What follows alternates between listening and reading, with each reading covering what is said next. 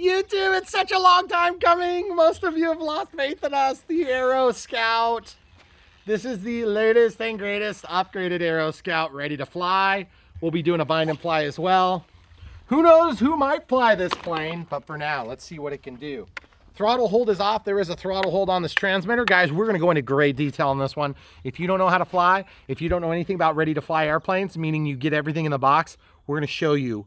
Stay tuned. It's long. It's probably boring for some of you guys that already know about radio controlled airplanes, but for those of you that don't, it's gonna be eye-opening. We'll take you from step 1 to step 483. Okay, elevator up, down, rudder left, right, ailerons left, right, and we've got a mix. We're in full safe right now. This is safe. This is expert.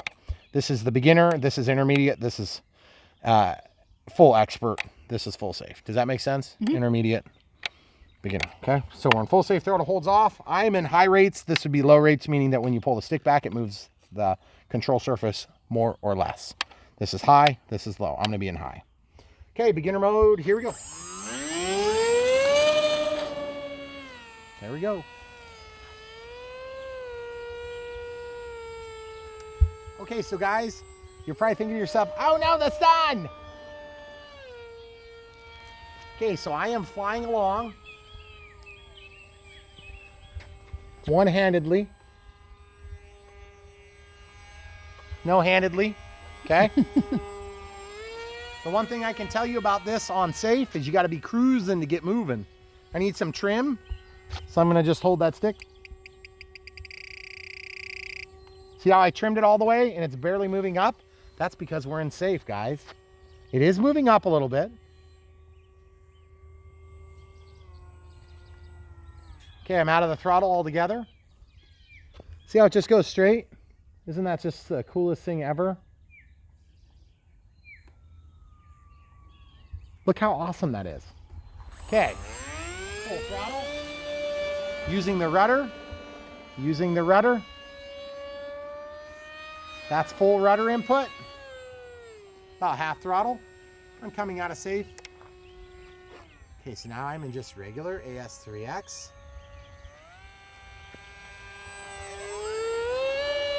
Now we don't have to deal with limited bank angles. There's your almost unlimited vertical.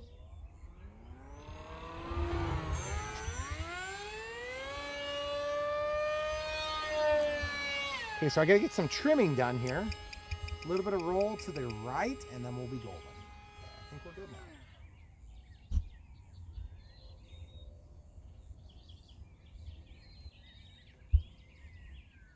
Should we scare the cat? Where is he? Oh.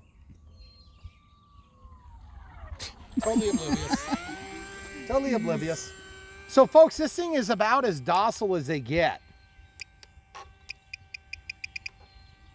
Feel like it's wanting to roll a little bit to the left still.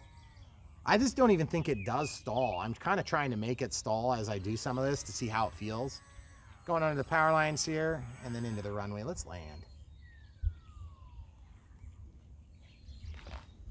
That's a stall. It's barely anything. Oh, awesome ground handling too. Good. Okay, so just to be clear, I'm in high rates. Couple things to think about on the initial takeoff. The climb rate is pretty modest, okay? So if you have like trees way out there, you want to be very careful about that, okay? If you have trees way out there, you might want to be careful about that too. If you have power lines out there, you might want to be careful. You've noticed we got some things around us, okay? At a normal flight field, it's going to be a little bit more wide open, more like across the street there, okay? So find the biggest area you can. When you have safe on, there's limits to the bank angles, the pitch, and bank angles, okay? So just keep that in mind. We're going to go ahead and fly a little bit more here. Really gets off the ground super slow. Look at that, it's off the ground already. You can turn on a dime, folks. Look at this. And then you can do the tricks you want to do. Cornholes, yes, awesome.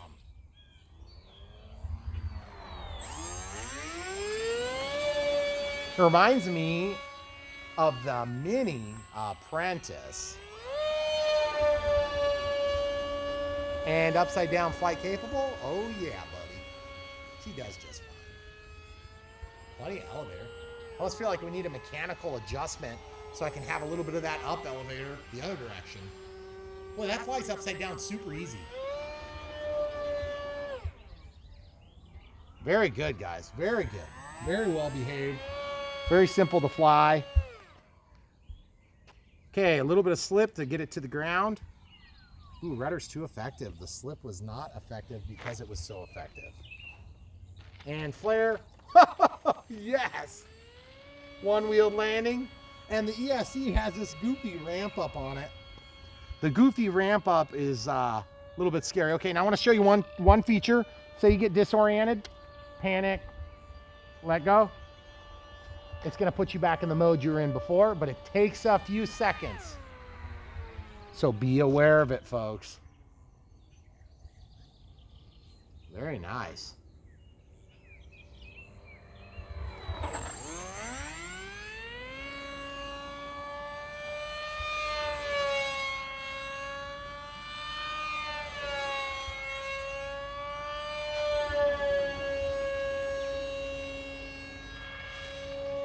So guys, you don't have to fly it this way, but you can if you want to.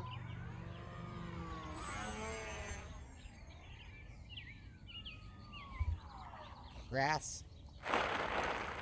Good, very good. Okay. So we're gonna get a little bit of throttle going just to get over the bumps and humps.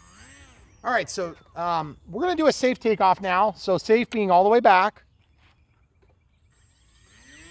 Just give it full throttle for easy figuring. And then just kind of roll it to the right. That's limited bank angles right.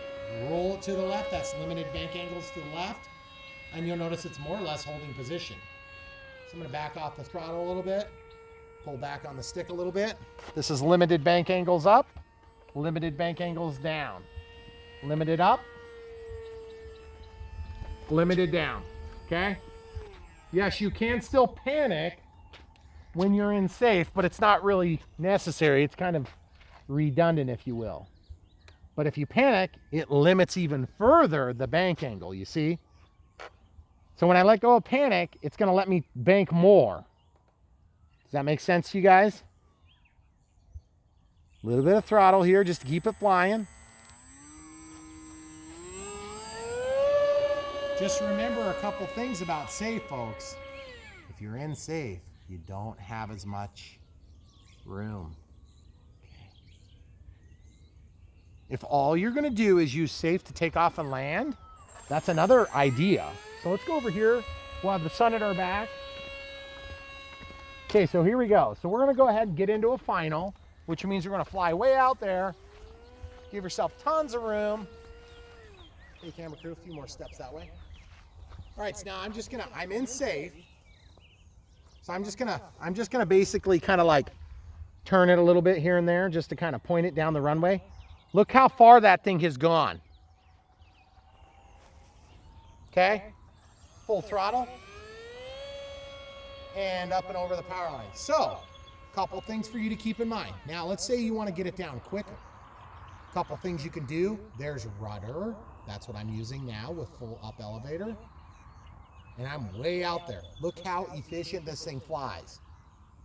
No throttle, no throttle. I'm gonna probably make it over the power lines here, folks. See this? I'm over the power lines now.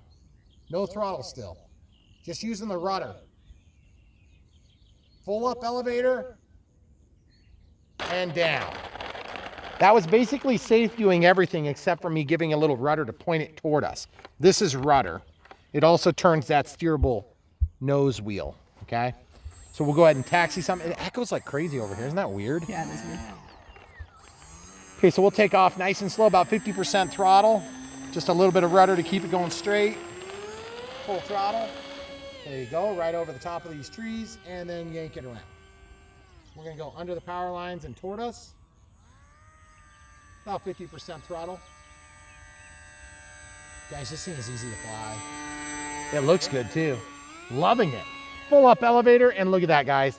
Full up elevator, and we're out of harm's way. Now, let's say you need to land it from here. This is gonna be a little harder.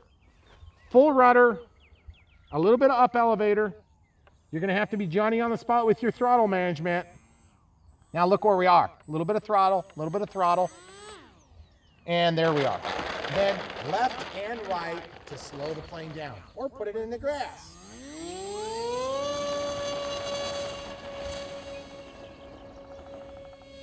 There you go. Now we're in the air. Now I'll turn around and come down the other way. This plane is so docile, it's amazing. I love the way it's flying.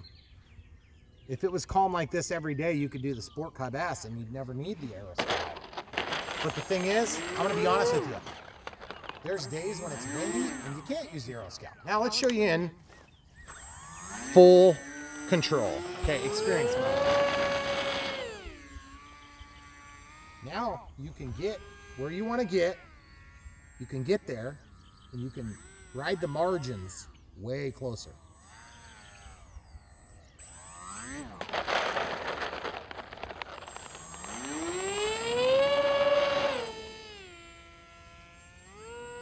We call that the bowl over there, guys, because it's low. Full speed pass.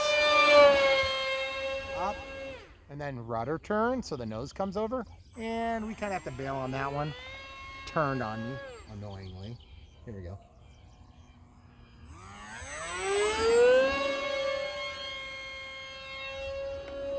And a cornhole. Everybody's been asking me how to do cornholes. So I'm going to show you how to do a cornhole. Let's do it right now. Okay, going up. And then this is a cornhole. Okay? That is a made-up maneuver. It's not even real. Except for here on Brian Phillips RC. This is the Eagle Killing Zone where I just went over. That's the vampire killing Oh, excuse me. Vampire Killing Zone. I screwed up my own killing zones. Jeez. I'll show you the Eagle Killing Zone, though. It's right here. It's right about there. So, folks, I got to say, this plane is real easy to fly. It's forgiving in a crash, and I'm sort of not looking forward to this next step in case it performs worse than I expect. But I think I'm going to crash it for you now. Are you guys ready? You could let me crash it. You want to crash it? Well, I'm going to crash it if I fly it. Okay. So, throttle hold is on for safety. Let's go check it out. Now, I usually don't have to force crashes. It usually just happens naturally. Yeah. Okay, so first things first.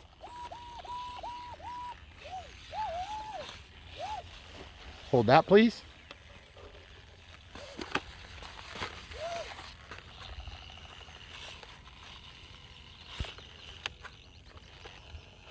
Okay, so without further ado, we're going to take back off and fly it some more. Are you ready? Mm-hmm. Throttle holds off. Let's do a hand launch.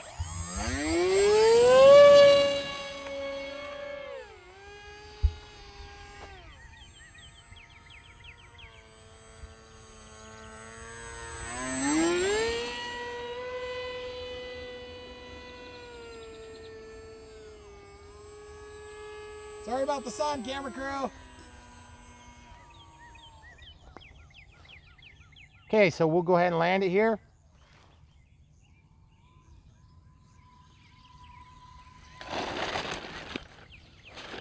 Throttle holds on. Okay, we're gonna pause and reset. Okay, so that was a pretty long flight. I didn't pay attention to the time because we were using this. There's 30%. So that's pretty good. That's a good long flight time on a 2200 3S. I really enjoyed it. It was a good flight. The thing holds up to ground damage just fine. I mean, everything is really robust on this. Got enough wiggle to it that it's not gonna break on the first landing. But you do wanna be careful about the servos because they are small still, so be careful.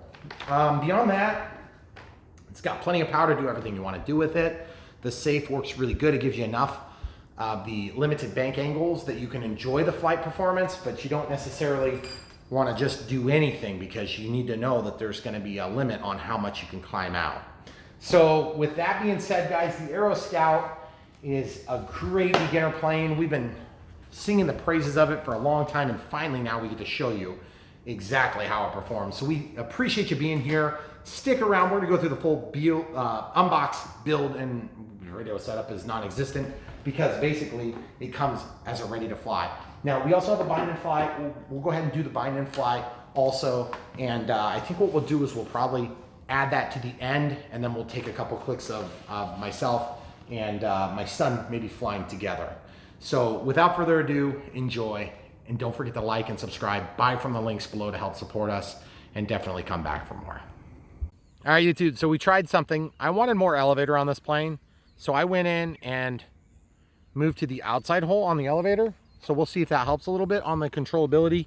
I felt like it was a little bit lacking on the pitch axis. So without further ado.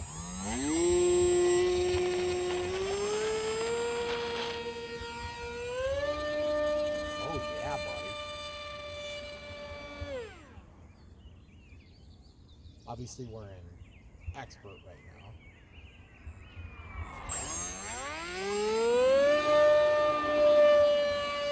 I really want to reprogram the CSC camera crew. Really?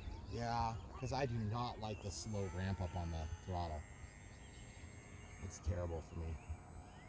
Because I'm like, I'd like some power now. And it's like, no soup for you!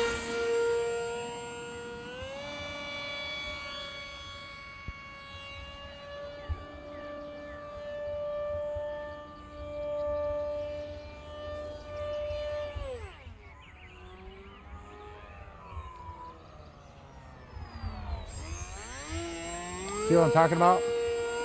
No soup for you! And then you can get up and go.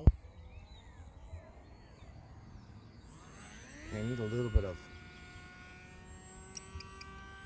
a couple clicks of trim. Now that we're done with that, I have it dialed in pretty good now, I feel like.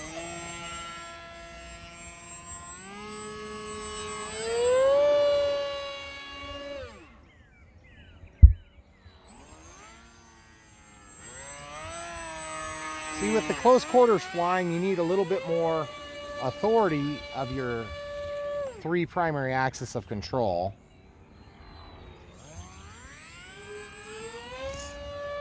Are you concerned about me hitting the house? You shouldn't be. I've only done it a few times.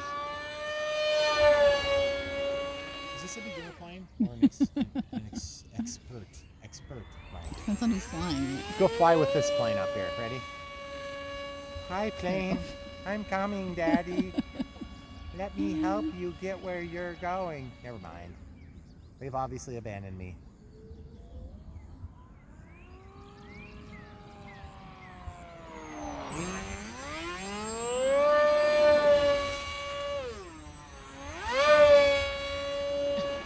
Are you earning your pay, camera crew? Yeah. Wait, when did that happen? I don't know, I missed it.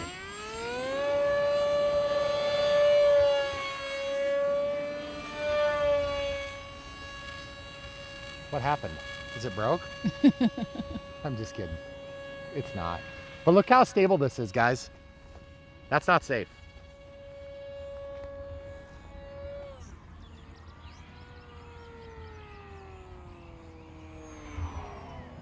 Folks, this plane flies really good. That extra hole really helped. Huh. I mean, no, I'm serious. Like, it really did. All joking aside, it made a big improvement in the flight performance of this plane. Because it's got plenty of power. I think reprogramming the ESC out of this, like, slow, like, ramp-up heli mode would be so much better. Oh, and by the way, if you guys noticed, we're facing the house today instead of facing away from the house. Mm-hmm. That'd be because the sun is trying to burn holes in our eyeballs. Yes. It's hard to film when your eyes are watering the whole time. Aw, I mean, seriously, come on now, camera crew. I'm not used to you making excuses like this.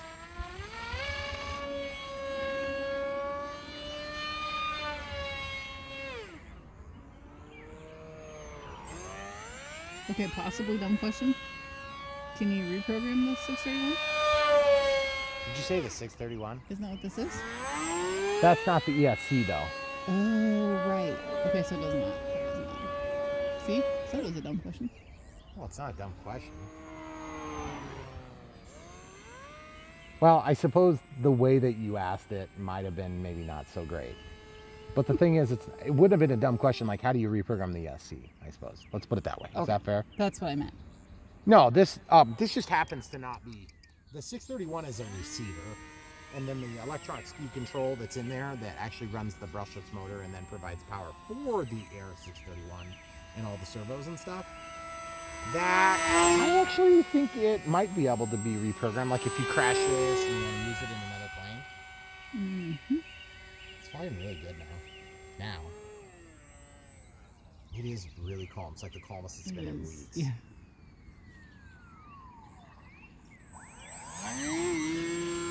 I'm sorry, camera crew. Are you pointing the camera behind me, or am I like in your way? I'm in front of you. Okay, good job. Thank you. Thank you for reading the lines on the fastballs.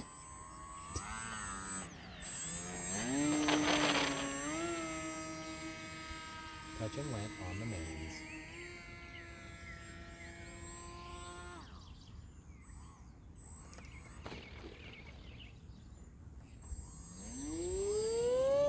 I don't need no stinking canopy!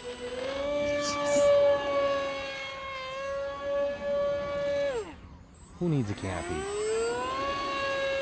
think it flies really good without canopy. I'm surprised. Like, getting very air cooled.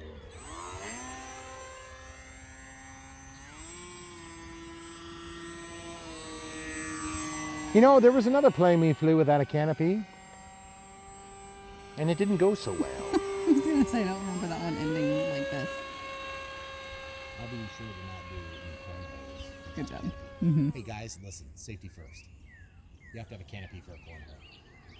Make sure you're using protection. Okay. Little slip there. Little slip. Canopy, what's a slip? When you use the rudder. And contrary. Yeah, it's the whole contrary aileron thing that. Meaning they go the other direction from whatever the rudder is.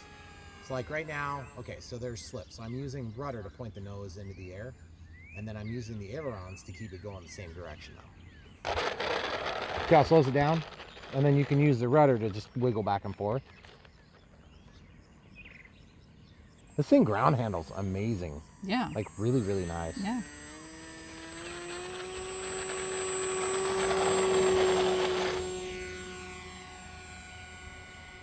What an easy takeoff. 50% throttle there, just so you guys know. Let's do the landing too. Slip, slip, slip, slip, slip, slip, slip, slip.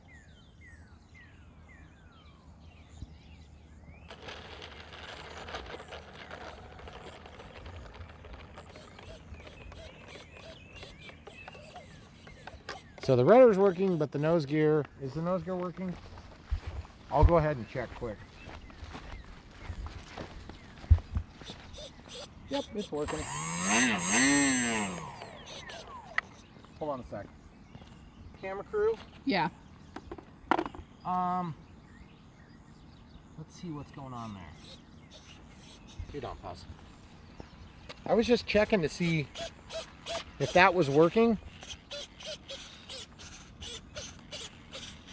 There must be some springiness going on there. They probably got like a servo saver on it. So it's like a small little clutch. It's on the bottom, you can't see it. Let's go get the canopy.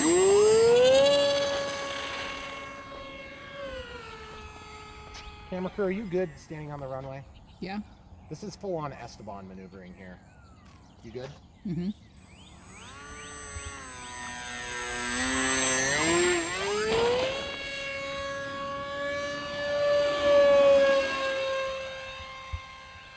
So guys, if you're learning to fly, common mistake is standing on the runway, okay?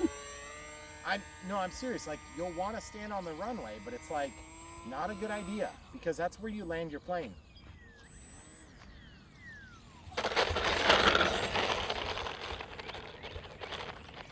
So if you're landing and the plane is coming towards you and you're standing where it's going to touch down, move to the side. It helps a lot.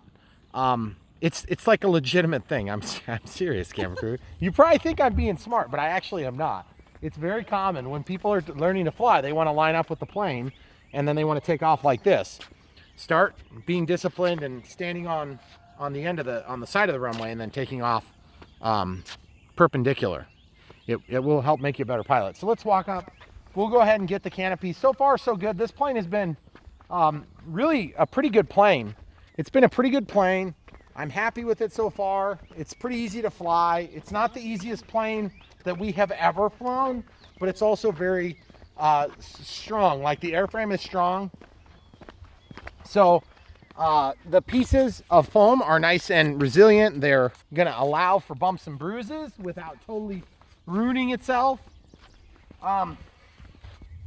There are definitely features about some of the other beginner planes that I like better, but I like this plane a lot because it's very simple, but it does a good job. But it's not so simple that you don't get to do the fun stuff with it when you're a more experienced pilot.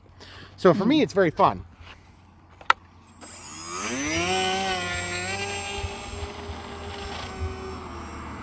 I was totally gonna fly in front of that guy, but then I'm like, nah, let's not. Let's not do bad things, but teach bad habits to other pilots. See, we test it for you guys. Come on up. So after a crash, how do you know if your plane is destroyed? First of all, usually when I'm walking up, you want to throttle cut immediately or bring your stick down and then throttle cut. One or the other, doesn't matter which direction.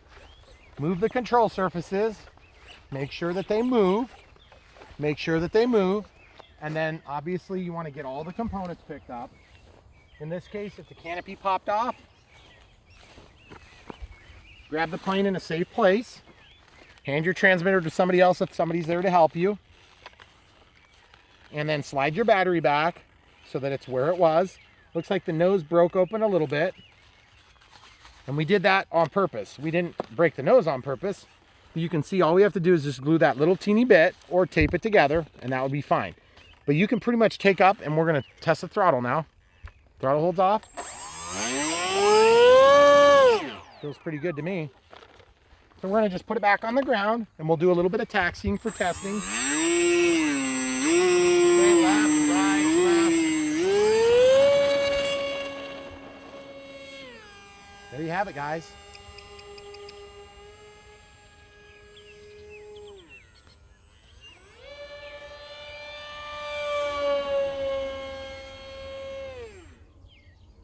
It's so weird because that rudder, the nose wheel is definitely turning, but it seems like it's slack in a weird position. I don't really understand that.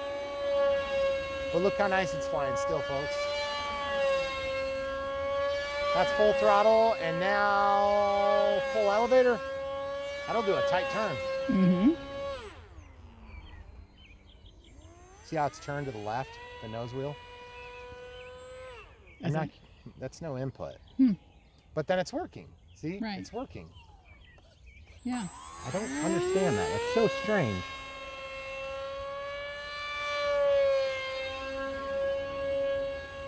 So if you cartwheel your plane and you break the nose a little teeny bit, then all you have to do is just take a little bit of a foam tack glue, which I also interchangeably call China glue.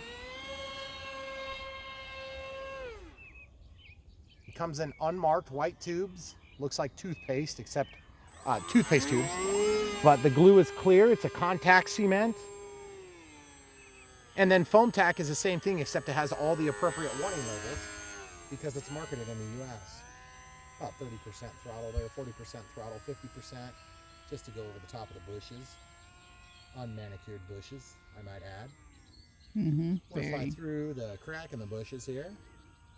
Just poke it right through, right there. Nice.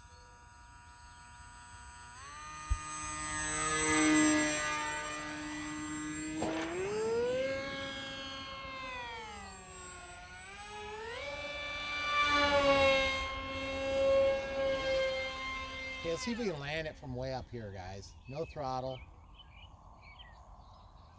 You know, it's so funny because it's just a perfectly calm, sun's finally crested over the top of the beautiful clouds. And I like, this is just fun. It's just fun to keep flying. I don't want to quit. It's so weird because I have like a million times nicer planes and yet I want to fly this plane right now. Isn't that weird? Mm-hmm. Okay, so throttle holds on. So let's take a look at this nose. So if you find yourself in a situation, throttle holds on, that you crack the foam, okay, camera crew? There's a million different ways to skin this cat. Make sure you don't hit the throttle hold with your wrist. Then what you need to do is, all you need to do is just glue that back together. And let's show you a couple of quick techniques to fix that. Okay, you guys see how that's moving? That's why it's moving, but yet the servo is still working. It's just idling in this hole. So we'll tighten that screw, and that should tighten that so it stays straight. So we'll also fix that when we get inside. Okay, so this is one of a million different brands of foam glue. This is foam to foam. It's foam safe. Stands to reason. Like I said, it looks a little bit like a toothpaste tube, okay? So what you do is you open up the seam where you cracked your foam, and you put a little bit of this glue in there. And then usually what I recommend that works real nice is I grab a couple of Q-tips. Q-tips help you to spread the glue out. And all you got to do is, ideally, if you can open up the crack like that, you can get it to tack up a little bit. Sometimes it's easier to apply it to the Q-tip like this. You just kind of slather it along. Okay, just kind of cover the surface. And then we got to get a Phillips screwdriver and tighten that other spot there too, camera crew, after a bit. So then this, you can just spread it on there. Are you paying attention to this here, camera crew? Right there. And then a little bit more glue right between this main front nose opening, okay? So we're just gonna get that spread on, and we're just actually gonna leave it. And you're like, but shouldn't you push it together? Eventually. Not yet. But not yet. So part of the way that this stuff works is it tacks up and it becomes a contact cement. So if you let it sit for a few minutes, then it will actually become very tacky. I mean, very tacky.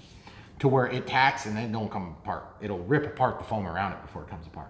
So now the other thing I noticed was this had loosened, and we must have just knocked this down just a hair. You see that? Oh, yeah. Okay.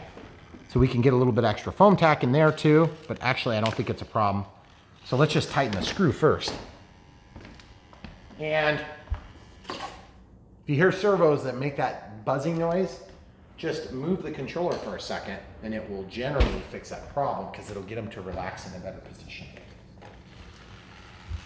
So that's safe working. Okay, so you see this, how this is wanting to move? Okay. So all I'm gonna do is loosen this just a little bit and then get that to where, see how it's moving more and more? So as I tighten this, that should basically lock it in position. I'm gonna hold it on my belly, torque it down tight, okay? See? So that's all I did, is just loosen that screw. Now, we've let that sit for maybe, what, 30 seconds to a minute? Mm-hmm. I'm just gonna push that together.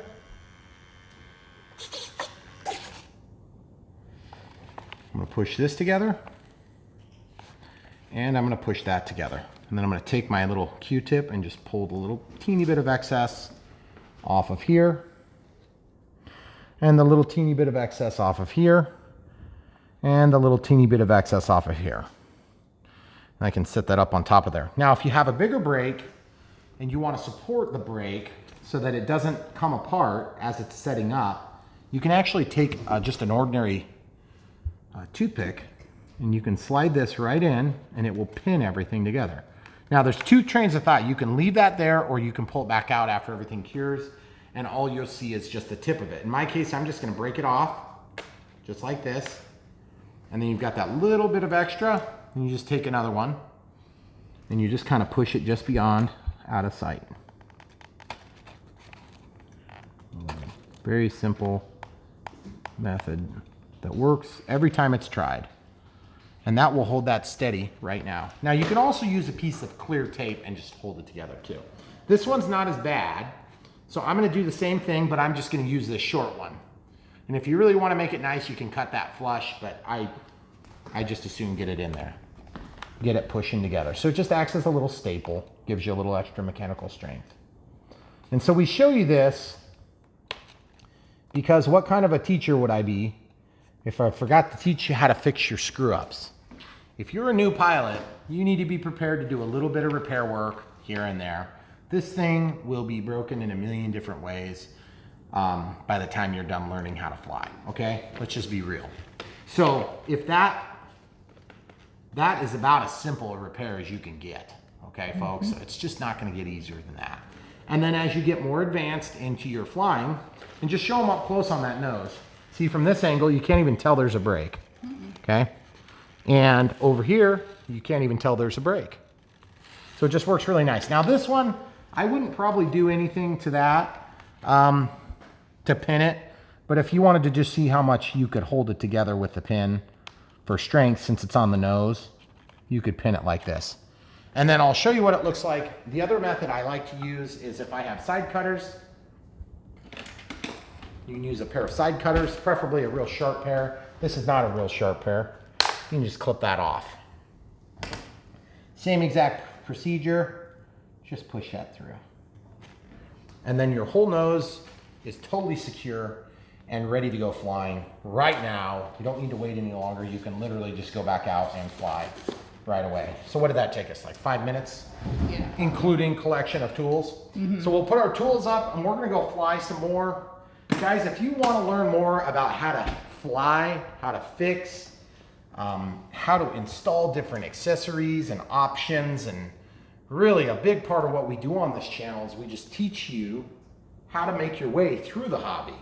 Because there's so many different steps that, you know, it's like, where do I buy this glue? Well, this glue is available from Horizon Hobby when you're ordering this. So what we'll do is we'll link to the foam to foam, because that's an important thing to do. Now, there's a million different types of foam to foam. Sometimes you'll get them in an airplane kit, and they'll be in these unmarked, ambiguous tubes. And then once you pierce them, it'll look a lot like the foam to foam. See? Sometimes they're a little bit more yellow, sometimes they're a little bit more clear. This is very clear. And then there's also CA, which comes in tubes sometimes like this, and then many times it comes in larger tubes. It's very thin and runny. That's cyanoacrylate, so that's a super glue. There's also a product called Kicker, which will activate that and it will make it set now, right now. I mean, you'll put it on and it will get so hot that it'll burn your fingers. So you need to be very careful with that. This stuff here, this is pretty safe stuff. It does stink, so you gotta make sure you're in a well-ventilated area or you might have some strange dreams. So that being said, now that you know how to fix a plane that you've crashed that's brand new, that you're embarrassed to admit you've crashed, now you know how to fix it. It's very easy, and that's why you're gonna come back and keep watching more and more on Brian Phillips RC, because we're gonna teach you how to go from where you are now to where you wanna be. Thanks for watching, guys. Come back for more. YouTube, it's Brian Phillips. We got something to open up here today. Really excited. Long time coming. We've been waiting for like over a year for this one. And every single time that we got ready to get one, they went out of stock or something. So, this is not something that's new, but it's been just re-released and it's very exciting. Look at this, it's the HobbyZone AeroScout 1.1. This is the number 2, version 2. This is offered in ready to fly or bind and fly. Ready to fly gets you all the things that you need to start flying if you own nothing. Of course we do. So that is super cool. This is a really simple to fly plane. It's got all sorts of technology that helps make it a very good experience, and it helps make it easy when you fly and you're flying a radio controlled airplane. This is a transmitter. This is not the transmitter that comes with it, but you could do a bind and fly or a ready to fly. This one is ready to fly, so it comes with everything you need. When you're flying and you let go of the sticks, the plane doesn't just, you know, it just usually in a million pieces like that, right? All of you have experienced something like this at one point, or you wouldn't be watching this video. You take off, everything seems like it's going great, and then you realize, oh boy, I'm in control. And it's like every knee starts shaking, you know, the heart attack happens, and then the next thing you know, you're in a tree, okay? So this won't stop you from hitting a tree, but it will make it so that when you let go, it's got safe, sensor-rated flight envelope, and it's gonna level the plane so it just keeps going in a straight path. You let go of the throttle, maybe you give it a, a stick, you move it like this, and then you just land it on the ground. It's super, super easy, and we're gonna show you all about that as we go through this process. So this, of course, you also notice it has a pusher prop, which is gonna give you the best chance of success. A tractor prop, which is like what we have on this little T-28 or the Cessna 182 rather. That pulls the plane forward, but then obviously you have that risk of, when you land and it pushes into the ground a little bit, you're gonna break the prop, which is a pain in the butt because if you're a new pilot, you may not have a bunch of spare parts. So this is really nice in that sense. And then these big, ugly wheels make it work good in grass. Also makes it really big and soft. It's gonna be easy so that when you come and touch down on the ground, you're not gonna have problems. And plus it's not gonna get bound up in grass that's this tall. Now grass that's this tall, maybe. We've got both to demonstrate.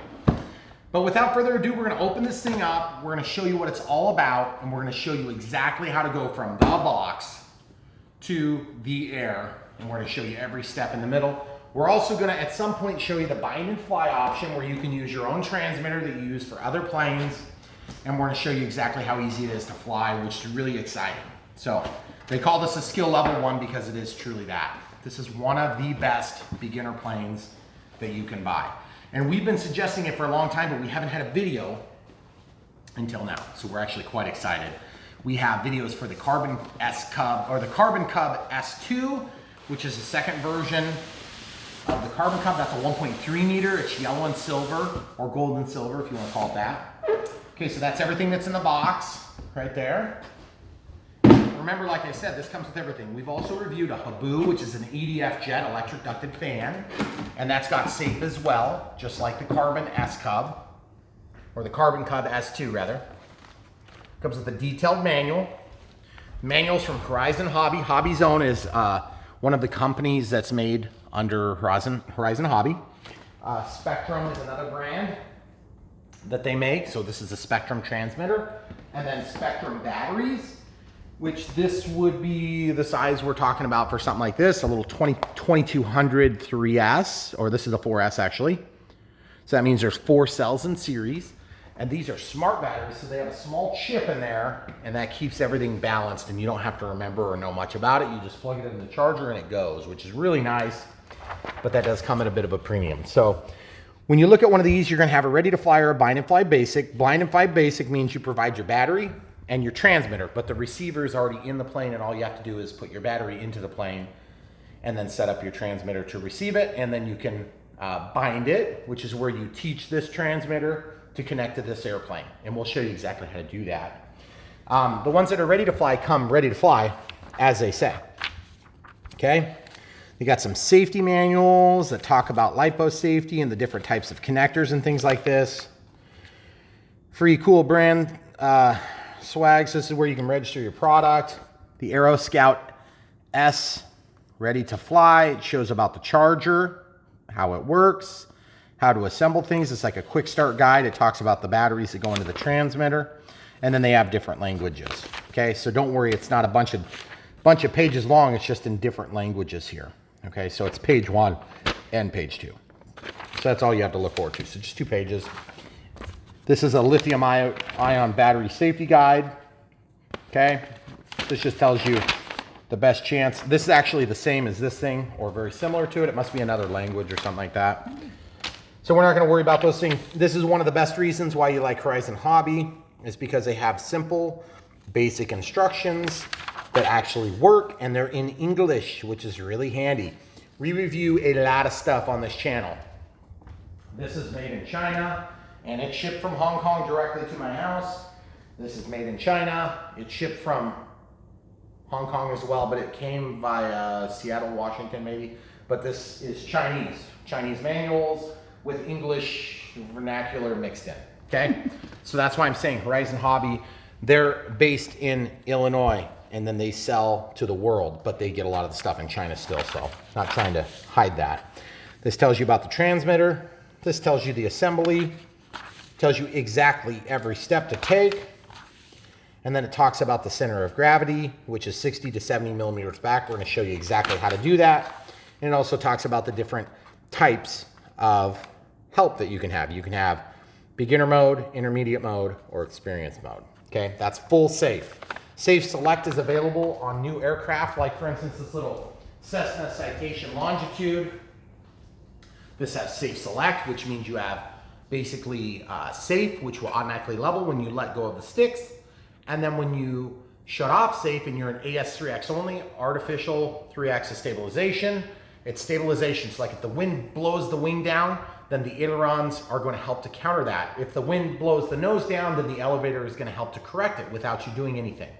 You can also control it, and then the priority of control is given to the pilot over the artificial 3-axis stabilization.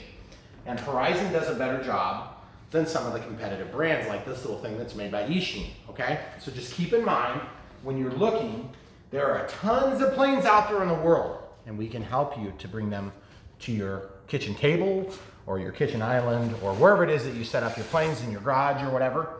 We're gonna show you exactly what's in here and exactly how to set it up. So bear with us, folks that know what's going on. We're gonna try to help the noobs out on this one and go into a little bit more detail. So it comes with AA batteries. That's something uncustomary for a ready to fly out of China. This comes with even the batteries for the transmitter. The ones from China do not. It's not a big deal because it's like 4 AA's. This, how expensive can that be? A couple bucks.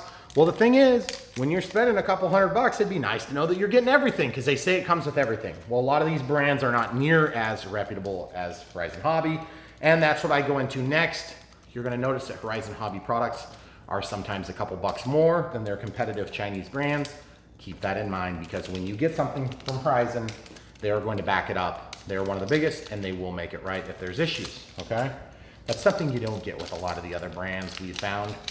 It's not totally exclusive to Horizon Hobby, but when they say ready to fly, they mean ready to fly. And when they say bind and fly basic, in fact, look, it says right on the side of the box what you get with it, okay? Really cool. So, this is a charger. This is the battery. So this is a 2200 3S, so 2200 milliamps. 3S, which means 3 cells in series. Well, why isn't it 3C, Brian? Well, because we use that in vernacular for something else. This is 30C, which is the speed with which it discharges into the airplane so it can consume energy really quick. And then it's also a this is max charge rate is 3C, so that's where your 3C is. Not to be confused with 30C, not to be confused with 3C. This is in, this is out. This is how much milliamp hours is a rate. So it's amps per hour, and it's 1,000th of an amp is 1 milliamp. So it's 2.2 amps per hour that you can discharge through this pack times 3, okay? You can also use this. This is a balanced lead, so that's how they balance each of those 4 cells. The charger puts voltage into these 2, and then it uses these 4 wires to balance each of those cells. So it is aware of what cell 1 has, cell 2 has, cell 3, and cell 4, and then it balances as such. This is a Gen 1 smart battery, meaning that Gen 1 versus the one that I picked up just a few minutes ago. I'm trying to find an identical one, and I don't know if I'm going to get so lucky to find the exact one. Here we go. This is a Gen 1. Here's a Gen 2. This is a 4S though, okay? So that's 2200. That happens to be 50C, which means it's a little bit faster discharge rate. But look, it's only got this connector, okay? This one has the same connector. That's an IC3. In the middle is a data pin. Then this is the minus and the plus, or the plus and the minus rather. This would be like the red wire. This is the black wire. This is just a branding thing. It doesn't really matter what color it is, okay? But this one doesn't have a balance lead. That's because everything is handled on a chip that's right below this orange. This has the same chip, except it's Gen 1, so it's a little bit less robust. This one's even more robust. It's so good, in fact, that you don't even need to have the balance leads, which is really nice. So we'll talk about that more as we get into this a little bit deeper. We'll go a little bit more in depth than we would normally go. I believe this is a charger. There's a lot of pieces in this box. I don't want you guys to be surprised by what you get. Okay, so this is the little USB style charger. This is called the S120. It's got protective film all over everything. This receives a USB-C connection. USB-A to USB-C is right here. That was included in the box with a little rubber band. Okay, so we'll just stretch that out so it's straight. That plugs in ambidextrous. It doesn't matter which direction that goes. And then you plug this into a USB plug, okay? Okay, so this is some parts to put everything together. It comes with a screwdriver, a nice precision screwdriver. Comes with a couple of thumb nuts, as we call those, so you don't need a tool to actually put those in, but you can also use a tool, and it comes with some Velcro, okay? We're just gonna keep working our way through this package. In fact, why don't we charge this battery while we're working our way through the package? I think that would be a good use of our time right at this exact moment. So if you have chargers like this, it's quite easy to charge your batteries, and you're probably gonna wanna get something like this. This is a twin, this is a dual charger, so it's gonna charge two at the same time, and it's got two different size connectors. These are the smaller IC3s, and this is the larger IC5s. This is an IC5. The one that you have on the plane that you just got is an IC3, so you can see it's smaller. So this is capable of discharging faster than this one, okay? And then they have really small ones, which is IC2, okay? IC2 compared to the IC5 compared to the IC3, okay?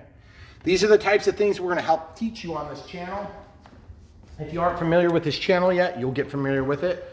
If you wanna learn to fly, we'll help you get there, okay? So this is just a run-of-the-mill charger that comes from an ASUS tablet. There's nothing really special about it. You could plug this into your computer. Okay, so we plug that in. There's a white light that turns on, and it's kind of got an orange glow on the bottom. There's your balance lead, the female plug, or actually this is the male plug because the pin is male, and then this is the female because it's a socket. Okay, so we'll slide that in. And that's the discharge lead, and then this is the balance lead. So you can see there's a couple of little tabs on the top, and then there's nothing here, it's flush. So that tells you which direction that'll slide in. And it's got a little sign that says minus. The minus is over here. The dark black all the way over is the minus. The bright, that is your plus. So it goes plus, plus, plus, minus. It's one of the only things I don't like about the smart chargers and smart batteries is that they used only one positive color and then only one negative color. Would normally just be one black. So it's easier to identify for somebody that's new to it. So this is gonna charge. It's very easy though because they're keyed. You're not gonna be able to fit it in backward. All right, so continuing onward through the unbox. Now that that's charging, that'll take a little bit of time. We've got some good protective foam here. And then we pull out what is the DXS. This is a very nice transmitter for being a ready to fly plane. Everything feels very good, and you'll notice that it's about the same size as the big brother. This is the NX8. You can start with an NX6, go to an 8, you can go to an NX10, IX12, or IX20. I also have a variety of other transmitters.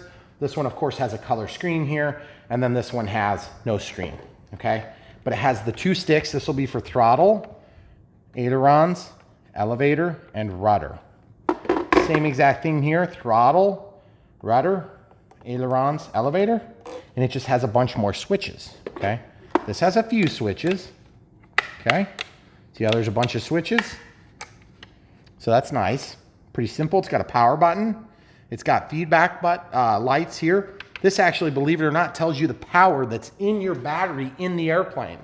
So that's the transmission protocol that this uses to talk to the plane. It's called DSMX, okay? DSMX, or DSM2, is a transmission protocol that is Spectrum branded, and that's what they use to talk between this and their radios. There's a lot of people that are using DSMX. Also, this has telemetry. So telemetry is the data that feeds back from the airplane into the transmitter, and it uses that to display this information to you. Again, these are all things that you should just know magically, which is why my channel exists. So, continuing onward, you've learned more in the last 10 minutes than you probably wanted to know, but we'll keep going, believe me. So, untape this stuff. Okay, so as you continue, you're gonna find a couple carbon fiber spars. These are wing spars or wing joiners. They're very strong and very light. Don't slide your hands on this. You'll get carbon fiber in your fingers and it will itch like crazy and probably not be very comfortable. Don't put them in your mouth. They're very strong. Don't chew on them. Not a good idea. Look how strong that is. It just won't bend. And feel how light that is, camera crew. I know. It's just incredible. Like nothing. And then listen. Isn't that weird? Like, Sounds like glass. like a straw. Yep. It's like an extremely, incredibly strong straw. Okay, so as we continue through the unboxing, we find lots of different things. This is a horizontal stabilizer. I have some scissors in my pocket. I'm just making a garbage pile here. The other thing you're gonna learn when you start getting into this hobby is there is just a lot to learn. Okay, aviation in general is like that. You always have to learn something new. You're always learning as a pilot, whether it's full scale or partial scale. See how that's flexy? Okay. It didn't get damaged because it's this light. There's just nothing to it. So when you get these new planes, you're thinking to yourself, yeah, but I don't know if I can do that, Brian. I'm not good enough pilot. I can't do it like you. Well, you probably can't do it like me right now, but in a few years you can. So I'm just sliding things together as we get them out, and we'll go over the entire build. Usually when we unbox these things, we unbox them, kind of lay everything out, show you what it looks like, give you close-ups of what the parts look like. See how they're squishy? Grab and squish. Grab and squish. See? It's got a collar on either side, nice and serviceable, so if you have a problem, you can fix it. And then this has a flat point. This key here is what we're gonna bite, and that will hold for the steering nose wheel, okay? This is what we call a tricycle configuration. It looks like a tricycle. Everybody's familiar with what that is. And a tricycle configuration makes it really easy to take off and land, and it's supposed to help keep things going straight down the runway. This is more carbon fiber. That's the mark of a quality plane. That's plastic, and this is a servo. The servo is what moves this thing through a linkage, and this is a control horn. It's on the outermost hole. There's 3 holes. So if you want this thing, which is an aileron, it's on the wing, that moves up and down, and that makes, this is not called a flap. A flap is inboard, and an aileron is outboard, typically, okay? There's many configurations of airplanes, so what we're gonna talk about today will be mostly typical things. Okay, see this?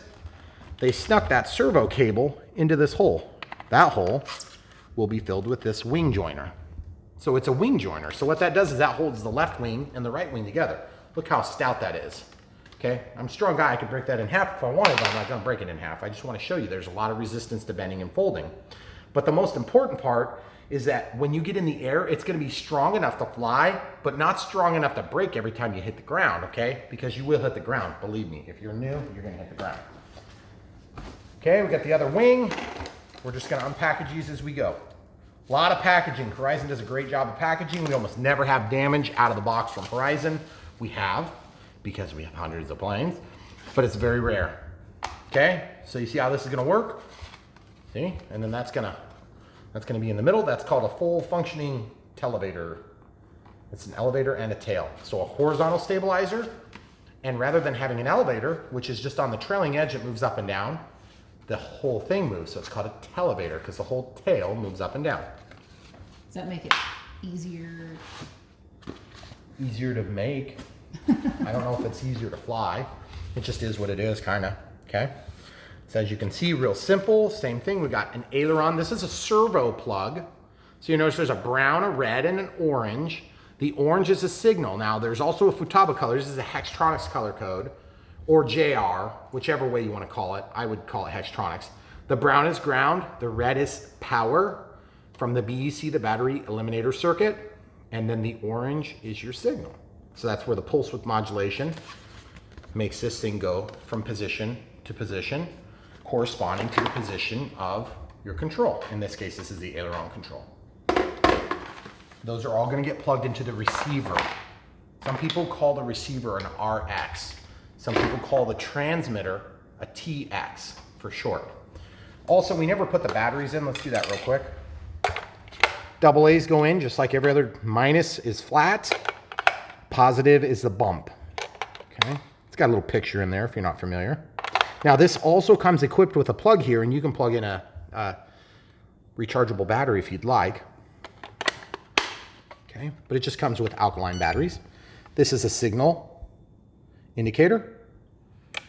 Switches, switch, 2 positions, 2 positions, 3 positions, 3 positions, bind/panic button, non-adjustable antenna, trim, trim, trim, trim, trim, trim. You hear the pitch change as you get to the center, and then there's nothing back here. It's kind of a sort of handle thing. It's pretty useless.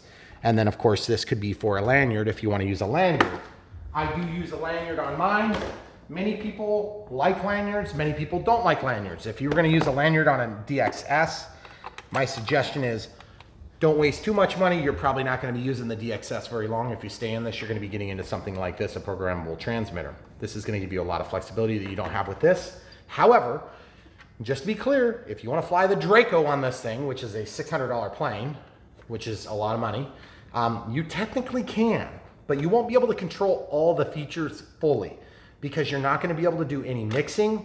You won't be able to do dual rates in Expo. Dual rates in Expo are complicated, and I'm not even going to go into great detail, but let's just say when you pull the stick all the way back, that's 100%. If you have the rate set to 70%, when you pull it all the way back, it's 70%. That's dual rates. So you can switch and change from one rate to another rate.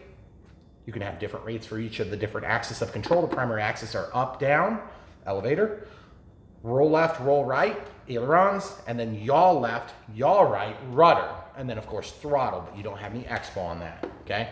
The rates are all set up on a programmable transmitter. We go into great detail on this stuff because people need help getting started. So that's what we're doing today. You notice this video is really long. Don't worry, you've got the time to watch it if you've got the time to learn to fly.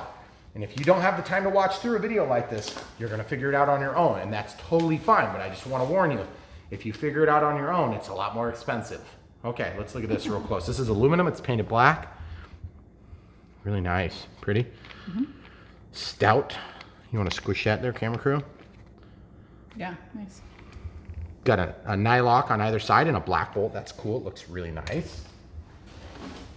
Some of the details on this plane are, you know, really nothing fancy within the RC community, but they are nice compared to some of their peers. They just do a good job, nice finished product at the end of the day. These are gonna mount onto the bottom of the fuse. Those are called the mains. This is called the nose gear. The thing that holds the nose gear between the fuselage and the gear is called a bogie. This thing spins, it's called a steerable nose gear. This is called a bogie. These are all things that I had to learn the hard way by saying it wrong for years. Which is funny because I grew up interested in aircraft, and there's just a lot of the stuff you just don't know until somebody tells you. Or you make a fool of yourself for like years and then somebody finally corrects you. Okay, see this? That's an interesting spinner. Just a cover over the nut. This is a brushless motor. It's called an HB HobbyZone, HBZ HobbyZone 3809. That's the model number. This is 2306, so that's 23 millimeters by 6 millimeters tall. That's 225, or excuse me, 2250 kV. So that's kilovolts, okay? That's the way that brushless motors are size classed by diameter, length, and then of course the kilovolts. And I think that has something to do with the consumption of power. And I can't adequately explain it, so I'm not gonna try. This is a ferrite core. I have no clue why they're using a ferrite core here, but they are. This is an AR631. That button you're hearing is a bind button. You can also use a bind plug that looks just like... There's one in here. This is a bind plug. The bind plug shorts the signal to ground. Not power to ground, not power to signal. That would catch things on fire. Okay? Signal to ground. Okay? So you would use that on this plug, but we're not even gonna get in there. And you'll notice, well, there's a wire in there, Brian. What's that wire for? Well, that wire is to make your life easy. AS3X only, it tells you how to bind both ways, and this would be accessible. We don't need that, okay? We're gonna be binding by using this push button, okay? But they've left this extension cord here for you for later recovery. You'll notice there's 2 more servos here. These are A390 8-gram sub-micro servos. That's very weird. 8 gram is an unusual size. 9 gram is a usual size. Look how strong this is. That is awesome, actually. AeroScout, very popular. Pusher style prop. Typically props looking at the plane from the nose are gonna turn counterclockwise. So that's turning counterclockwise, and it's blowing the air that way, and that pushes the plane forward. So this is an AS3X capable receiver with limited telemetry. The telemetry that comes from the receiver and from the ESC, I'm just looking to see if I can find the ESC. I don't see the ESC in there, but I believe it's an Avian ESC. Oh, it's mounted underneath here. That's why I can't see it. Yeah, it's up inside of there. You're not going to be able to see it, guys. But if there's a smart receiver, then the smart receiver will send data back about the voltage of your battery pack, which is really nice, because then you can know how much time you have to fly, because that's a big dilemma. And you won't think about it if you're a new pilot. You'll just think, oh, I'll just go for a little while and then land. It should be no big deal. Trust me, time flies when you're having fun. Next thing you know, your plane's out of power and you can't get back to the runway, and you forgot about the lava between you and the runway. It's happened. Happens. This is a vent. It's supposed to be there. That lets air come in. The air flows in here. It goes over the electronics, especially namely this thing in here, the electronic speed control, the ESC, which also has an integral BEC, which is a battery eliminator circuit. I talked about that earlier. That takes the battery from the big pack and it provides power to this circuit and all of the little servos, as well as the brushless motor. The BEC just powers all this stuff. Then the ESC powers the motor. Okay guys, so we took a second and cleaned all of the foam off of me and moved some things out of the way because we were just kind of tripping over ourselves for a minute there. Plus our cat needed out, so we did that. All right, so getting back to the point, we have to assemble this thing at some point, so we might as well do that now. We have all the major components out. We have the scissors and knife is the only two tools that we used of our own. I am, full disclosure, charging two packs right now that are identical to the packs that come with this, just so we have a few of them ready to go. But let me tell you something, that battery will fly this thing for a long time, a really long time. Okay, so this did come with a little precision screwdriver. It's a Phillips tip, and that's actually a really nice screwdriver. I'm surprised they sent that with it ready to fly. And these are thumb nuts. Okay, so you don't need a tool, but you can use a tool if you would like to turn that. And then a bind plug, which we won't be using a bind plug, so I'll put that in my drawer of goodies. We have a lot of drawers of goodies around here.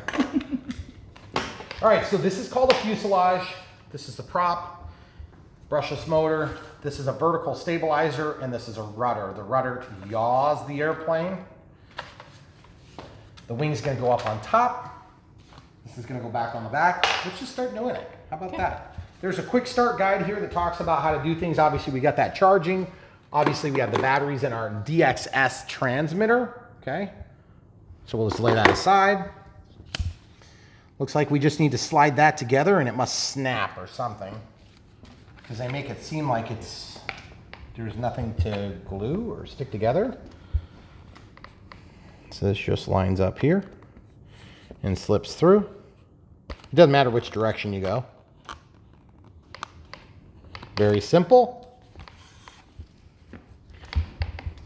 You just ram it in the hole. There you go. And then that whole thing will move up and down, and that's what pitches the plane, the elevator, in this case, the televator, the full function televator, meaning that the whole thing functions, okay? Moves. All right, then the wings. This is where I need to refer to the drawing because I want to make sure I plug in the ailerons correct. It looks like they have 2 plug points and 2 ailerons. Oh, you know how this goes? This is pretty complicated stuff. There's 2 here. Now, why are there 2 and how do you know which one? Which one's which? Doesn't matter. Oh, that's right.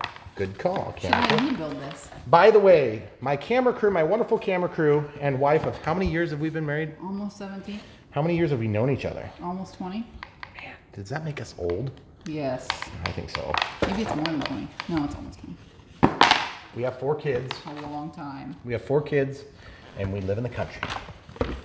We used to live in town. We've been doing this channel for a little over 6 years. Mm-hmm. And it's cool to be able to do this together. My wife is not an aircraft enthusiast. I am, but she tolerates it well for the camera. And she does a really good job of filming, which we had no clue that she was a good camera person when we started this whole project. We actually really literally had no idea. Nope. So we're very fortunate to have her with us every time we film. Okay, so now that we have that installed, we can pretend like this was here, but we're not gonna put the thumb nuts on because we need to press that button to bind it. Except we don't actually have to bind it, but I'm gonna show you what it would look like if we were going to. Oh, right. So now you're looking at this and you're like, well, Brian, you forgot a little something there. Well, technically you don't need the landing gear, but I'm gonna put the landing gear on just because you said that. So just to be clear, you don't have to have the landing gear on there, but it will change the way that the thing balances out with the center of gravity, okay? So yes, this dinky screwdriver does work for that. I didn't think it would. And this can go here, and you want that face of the screw to go in and line up on that flat spot. Okay, so you see how that screw is not backed off far enough? There we go. So now that should allow us to drop that down. See how that drops right in? And as you tighten it, it centers right where it needs to be. Now, you don't have to do it with the bigger screwdriver because technically it's tight, but I'm gonna use a number 2. That was a bird and a cat that just ran into that. That was hilarious. So there's that. This is where our other landing gears slip in. And watch this. There's a keeper in there. Watch this. Oh, that is awesome. Oh, nice. That is so cool. I love that feature. I had no clue. That's so great. That is so awesome. That's it's so so easy. Yeah. So guys, you could legitimately do this in probably 1/10 the time that it's taken me to blather through this entire thing.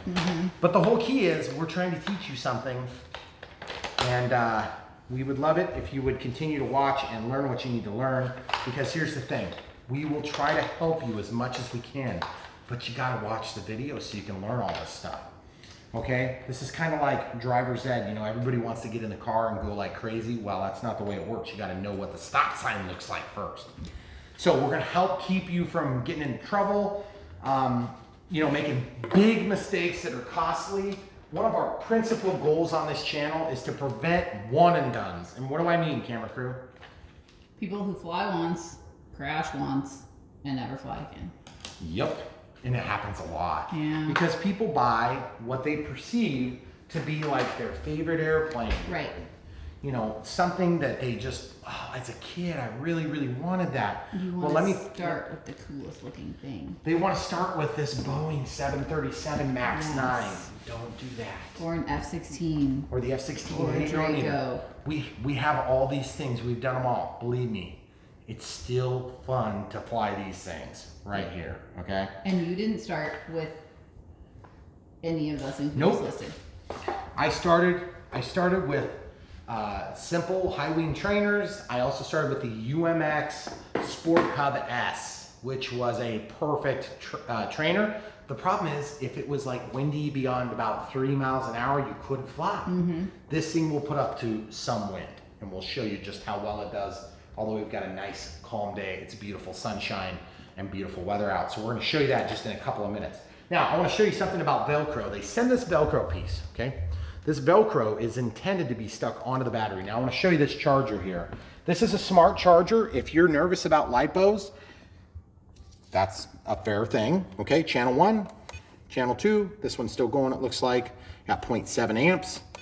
This is channel 2, so I'm gonna unplug this. I'm just gonna take and show you this. This is identical, except it's Gen 2. There's no balance lead. Okay, let's show you compared to the one that we started with. I have the Velcro. This is designed to be stuck onto the pack, something like this, and then it sticks to something like that. Holds it in position, okay? I don't do that. I'll show you how I do it. Okay, this one's charging still. You know, come over here, camera crew. This is a Gen 2. This is a Gen 1. You'll look, they look exactly the same. They have the same specs, 30C, 30C, 2200, 2200, 3S, 11.1 volts, 11.1 volts, which is incidentally synonymous with the 3S. 3 cells in series, nominally 4.2 volts. Lithium batteries, lithium ion or lithium polymer is the only real dangerous thing in the RC hobby. Let's just get right down to it. Most people, they get hurt in the hobby, get hurt from props, and they get hurt from batteries. So the number one safety feature that you have on this plane is a smart pack. And you're like, whatever, it's not that big a deal. Yeah, right, tell that to the firemen. So anyway, I implore you, when you're new to this hobby, be very careful. When you charge your batteries, do it in your presence. Don't charge batteries when you're out of the house. If you have to do something crazy like that, put them in a safe spot, like on concrete floor, and plug them into the wall. If you have a fire, that's where it's gonna be. Now, I'm not saying I've had fires. I have lots of batteries. I have thousands of milliamp hours here, sitting here, ready to go, okay? And I trust them because I know what they're doing, and I know the signs to look for damage. So just be very careful with your charging batteries. You can also get lipo-safe bags that you can slide these into and charge, and that's another way that you can minimize the risk. There's very low risk of injury and property damage with these, but that's where your risk is. So you need to be very nice to your leads, and you need to just eliminate the batteries when they're dangerous. Call your hobby shop, your local hobby shop, and they'll help give you some guidance. Sometimes you can talk to your landfill, and they have safe disposal methods for batteries. Okay, it's just like any other battery you use. But the key is, keep free of the prop. Don't be mean to your lipos. Those are the two ways to stay safe. And then if you're concerned about know before you fly, the FAA has some different regulations that are wonderful to deal with on flying. If you're over 250 grams, then you need to know what they are and you need to follow those rules. If you're in the United States, there's some different rules overseas. You'll want to check your local jurisdictions for those things. The rules in the United States are basic and simple, and they're pretty easy to follow. You have to put a little sticker on here. You have to pay like a $5 fee for every 3 years. It's pretty simple stuff. You're supposed to belong to clubs and all these different things. Just you go online, you find it. knowbeforeyouFly.org. Okay, so real quick, we're gonna just check. If you want to stay there, I'll grab a scale real quick. Oh, okay. I'm just gonna measure how heavy this is, because if you're below 250 grams, all up weight, that means everything that's in the air, not on the ground, not the transmitter, then you have to have, okay, so I'm in grams right now, okay? I'm gonna just weigh everything just to show you what I'm talking about. I'm gonna put this on the edge. This is just a kitchen scale. I work on industrial scales for a living, so please forgive me if you guys are watching in the industry, okay? So I'm just putting a battery here, and then I'm putting the Canopy here just to see if I can weigh how much this weighs. Yeah, see, this is like, right now I'm at like 760 grams, okay? So this is well over our allowance of 250 grams, just to show you. It's not heavy. This thing is very low density. It's not unsafe. There's nothing dangerous about it, but I just want you to be aware that because it is over that, you need to follow the stupid rules. So I don't like them any more than you. They're very simple though. And basically you just go on there and you pay the $5 fee and then you're done. You put your sticker on the plane. It's very easy. You put it on the outside of the plane. You used to be able to put it on the inside. Now you have to put it on the outside, so we put it on the outside. All right, everybody's happy. All right, so the very last thing, and if you want more details about that, don't ask me, ask the rule makers, because that's not my thing. I'm just the guy that flies airplanes and loves them. They're just the guys that make rules and try to make life miserable. If I could fire them all, I would. All right, so here's this. So this is the Gen 2 pack. It's just exactly the same as that. And what we're gonna do is we're gonna bind this plane, and then we're gonna check the CG. Now, this isn't bolted down for a reason, and we need to remember that, camera crew, that those need to be part of the equation when we get ready to do this. Okay. So, because this is already bound, we shouldn't have to actually do anything, but we're just gonna verify that before we close that top up. So you'll notice there's a Velcro strap here. Pull the Velcro strap open, stick the battery up into the nose. Oh, and then also along the same lines, when people are asking questions about the AMA, the Aeronautical whatever Modelers Association, they have some insurance and different things. You can look into that if you're interested. Basically, your homeowners will probably do more for you anyway. Okay, so this is on, and this is on. 1 dance, 2 dances. That means safe is active, okay? You hear the different beeps, the different series of beeps, the different dances, things like this. You're gonna get used to this. This is all part of the normal show. Okay, elevator goes up, elevator goes down, rudder goes left, rudder goes right, ailerons roll left, roll right, okay? So everything is tested. I'm not even gonna turn the prop on. Now that we know that everything is bound, I'm gonna unplug the power. Okay, so it's unplugged. We have the battery where I believe it's gonna end up, but I don't know if that's correct yet. Now I can put my thumb nuts in, or thumb bolts, rather. Just make sure you're not pushing on that button with this ferrite core, that little plastic thing that wraps around those two red, white, and black cables with the Futabo color code like we talked about earlier. It's pretty easy. That was easier. That one needs to slip down. I don't know why it didn't slip, but we'll find out in about 30 seconds here. There we go. That is awesome. That is really nice. So you almost don't need a tool to put this thing together.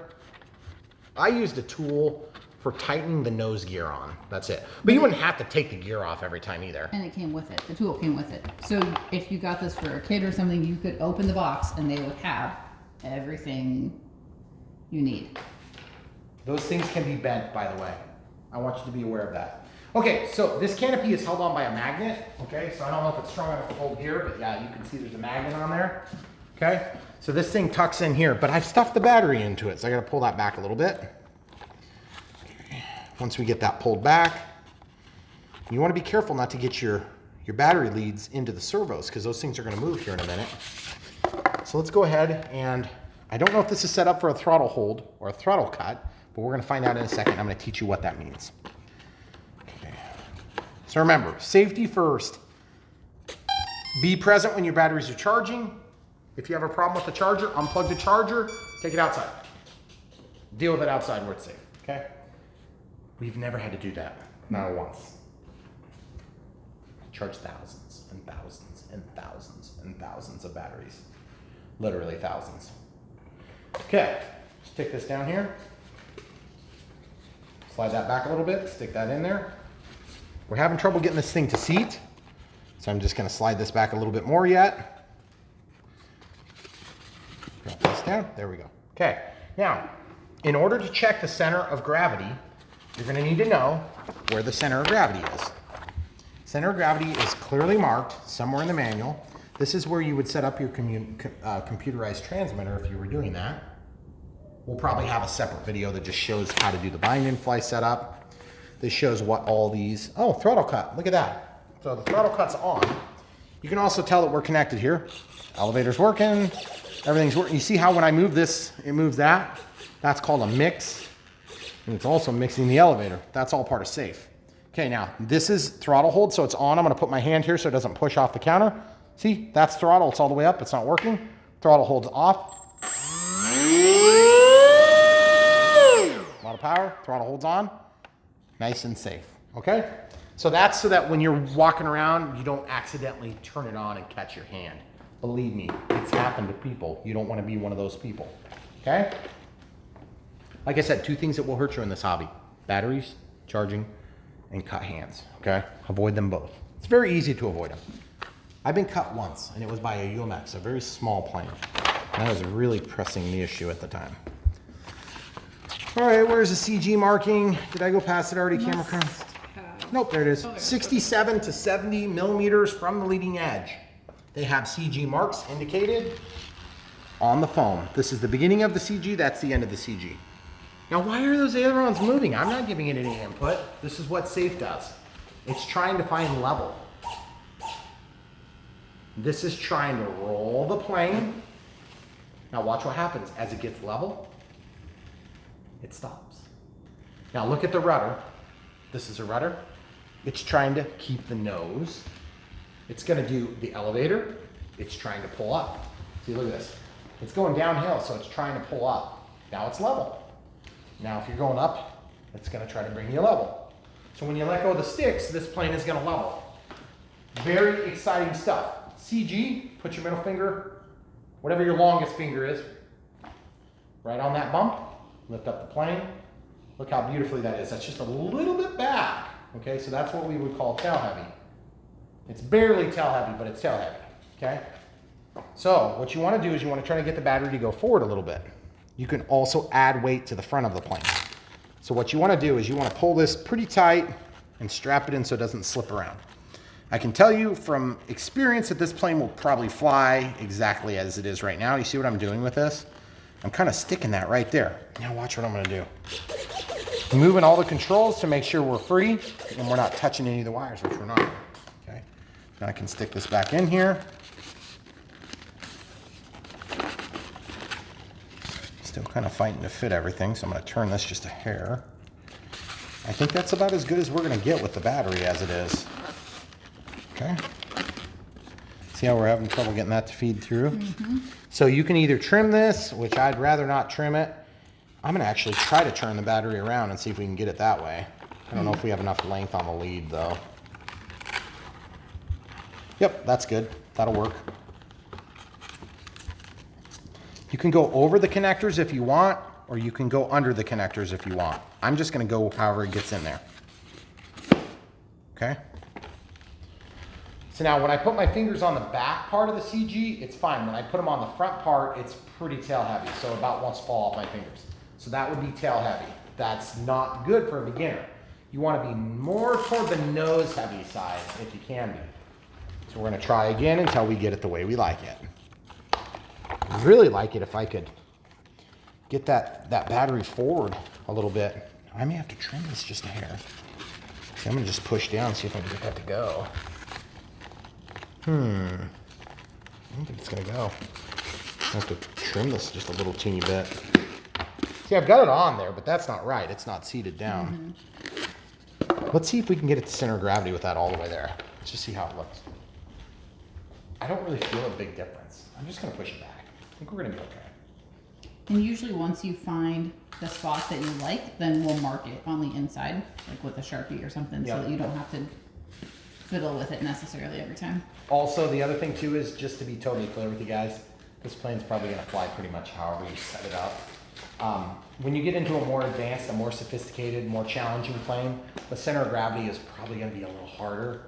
You're going to have to be more specific. Okay, so that's everything. We're literally ready to fly. This battery's charged, and we're ready to fly. So now I want to see what all the switches do before we get out here in the air.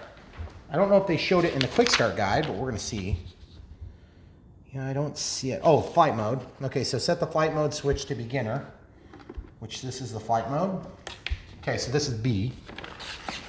Okay, so that's AS3X. AS3X, artificial 3-axis stabilization, 3-axis stabilization. This is going to move that way when I push the plane that way. See how it goes toward the left or towards your right. Now this is going to go towards your left. See how it goes to the left? Now watch the elevator. It's going to go up when I lift this up. See how it goes up? Now it's going to go down. Now watch the ailerons. These are ailerons. These are going to go up when I roll it. See how it rolls? And then it goes down. Now that's safe right now. It's not leveling. Now it is. Now it's not. Now it's not. So what's going to happen is there's 3 different modes of action on this plane. There's full on safe, which is going to allow you to fly and let go of the sticks and it'll auto right. It'll auto level the plane. Then there's AS3X only, which is the experienced mode where you can go upside down and do barrel rolls and all sorts of stuff. We'll show you this outside too.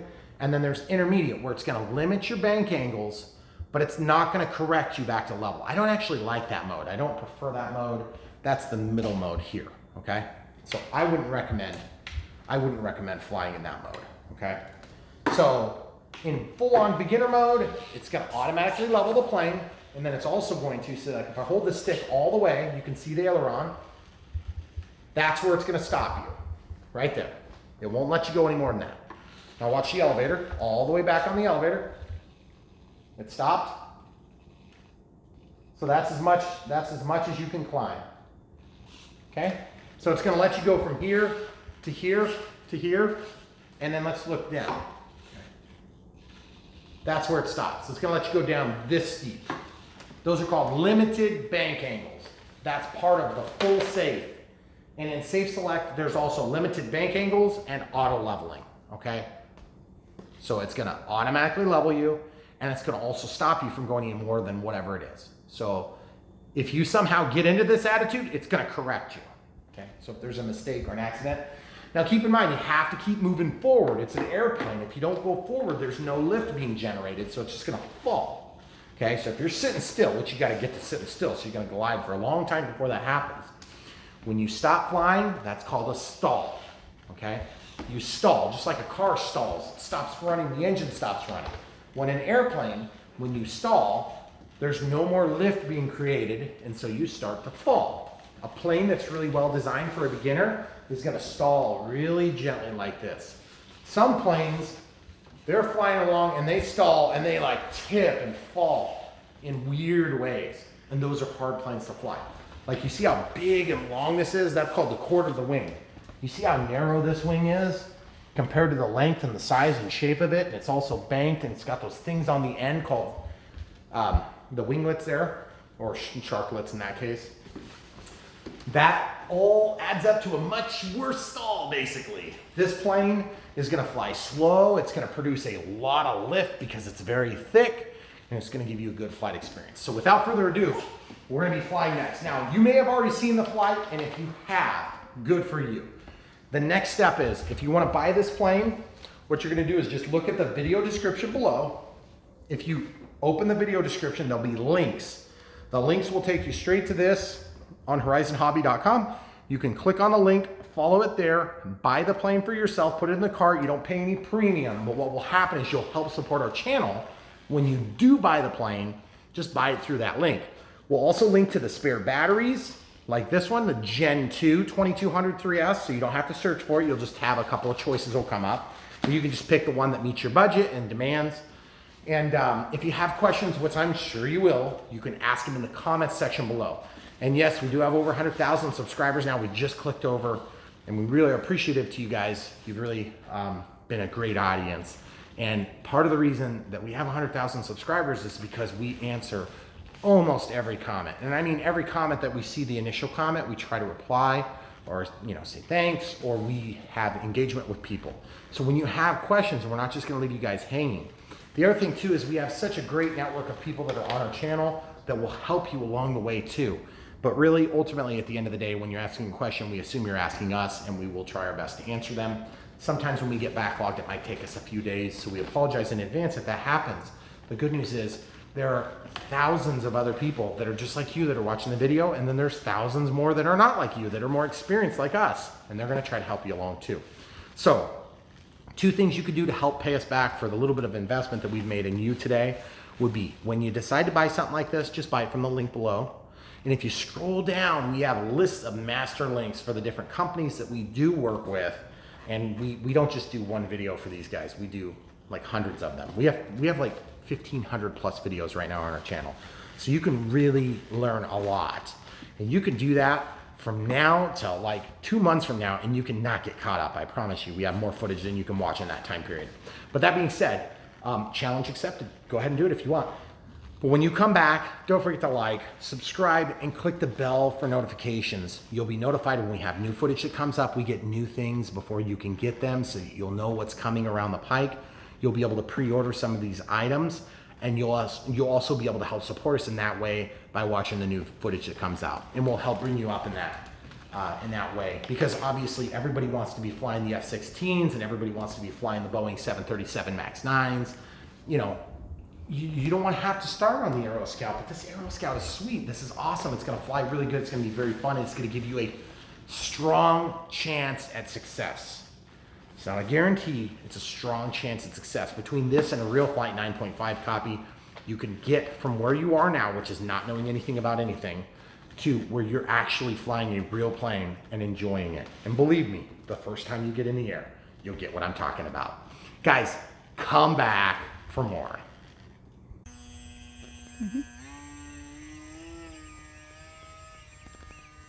So one of the best parts of having a nice and easier to fly plane right now is when you can come out here and fly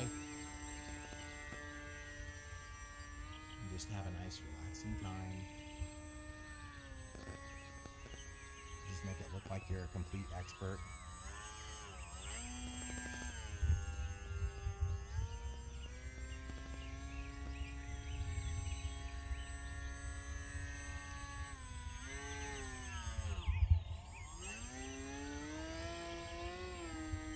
Try landing. Are you gonna go under the power lines or over? Yeah. Just go out there a long ways and you can do it. It's not that hard. Yeah. So just go out all the way over the beam field, have lots of room, and then just make your decision early if you need to bail on it. Okay? See, get yourself down, let out of the throttle, point it down a little bit. Just no more throttle until you're under. There you go. Good job. Now just fly toward us. Chop your throttle. Use your yaw. There you go. Back and forth with your rudder. Oh! You're trying to bail on it. That was a pretty good landing. You can get it. Now just turn around and take back off.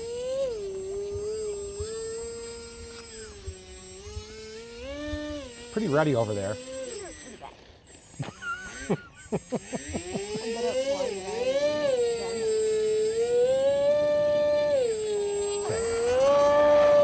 job.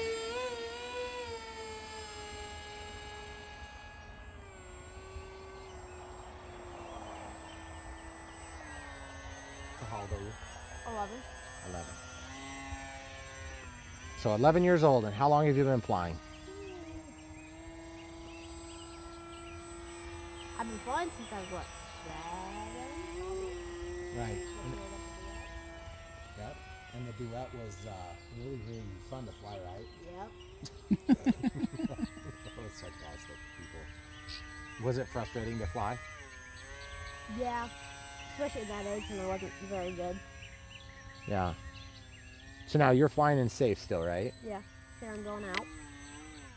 So you're an expert? Yes. Okay. And you know where the panic button is if you have an accident, right? Yep.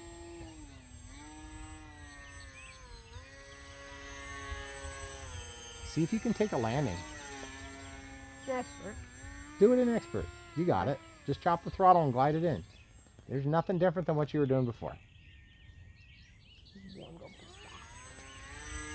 Are you going out past the power lines? No, I'm not. Okay.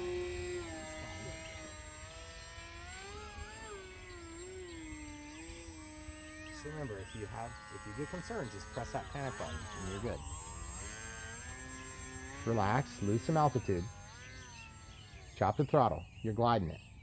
There you go. Don't worry about overshooting the runway. You got miles of runway. Don't worry about it. Just land it. Good job.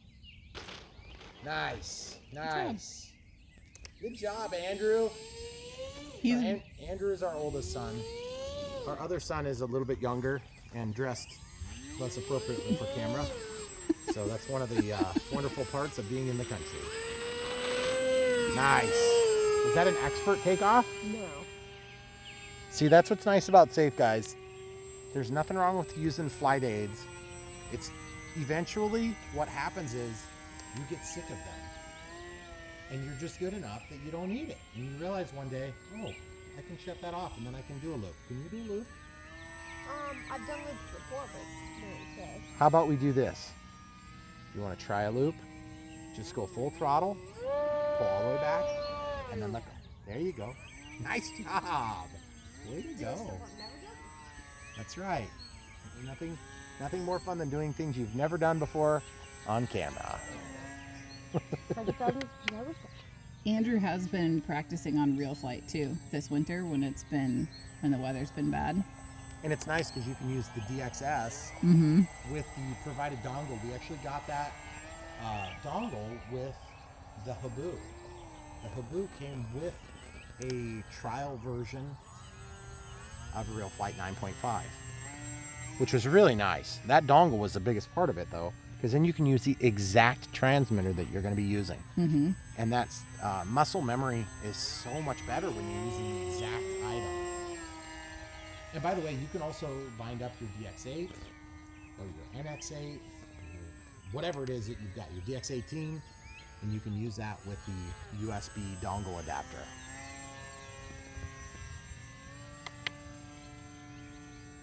So you guys get the idea. It's just very fun and easy flying. And you don't have to go around like a chicken with your head cut off like I do. And by the way, this is the one we just fixed the other 5 minutes ago. With Q-tips and toothpicks and foam to foam. As you can see, it's flying just fine. We did switch batteries. We put a second battery in there. Another 2200 3S. Camera crew, you ready to try it? No pressure. There's just millions of people waiting. I know. All right, Andrew, Okay. why don't you try to land it under the power lines, coming toward us, and then camera crew is going to give it a shot, and I will very carefully help you not crash it. Okay. Lose your altitude before you get close. There you go. Just look for subtle clues. Get the green in the background so it's easy. There you go. Let it get to you. If you hit the grass, it's not a problem. Good job. Now turn it. Back and forth, back and forth. Good job, Andrew. Okay, congratulations. All right, so we're going to go ahead and throttle hold, and then we'll yield to the camera crew. This is where the flying gets really bad and the camera work gets really bad. That's because I'll be filming and she'll be flying. All right, so I'm going to taxi off the grass and get you set up for success here. Guys, this is one thing you need to know. If you're teaching people to fly, you have to learn to get people set up for success. Now, that means if there's trimming issues, get them worked out before you hand over the controller. If there's wind, just don't even try. If there's sun shining in their eyeballs, like laser beams catching their eye retinas on fire, don't have them try with that condition. Just level the playing field. Okay, so everybody listening, this is the elevator. That makes the plane go up. That makes the plane go down. That makes the plane yaw to your left, as if you were sitting in the pilot seat, and to the right, as if you were sitting in the pilot seat. This rolls the plane to the left. This rolls the plane to the right. And this is in high rates, which you want high rates because we have trees. Okay. Then this is expert, this is advanced, and that is panic. Okay. Panic lasts for a few seconds. Okay? So what we're going to do is we're going to... Panicking the whole time. That's okay. Don't worry. What's the worst that could happen? You hit the power lines and burn the house down? Probably. Okay. That's about it. All right. We'll pause. I have special instructions to not film the camera. Thank you. Wait, Andrew needs to stand by me. Everybody, it's the big moment. Are you ready? She's not ready. Okay, the throttle hold is off. Okay. This is your throttle. The throttle holds off. Put your thumb on the sticks. Okay. Some people do it this way, and some people do pincer grip, which means you would use your index. I'm going to do it this way. Okay, good job. Okay, so throttle hold is off. Yep. So you want to give it about half. So just imagine this is 0 and this is 100% and halfway. Okay? So here goes nothing. Are you prepared to help me? If you lose, it's okay. You'll be fine. You're already in safe.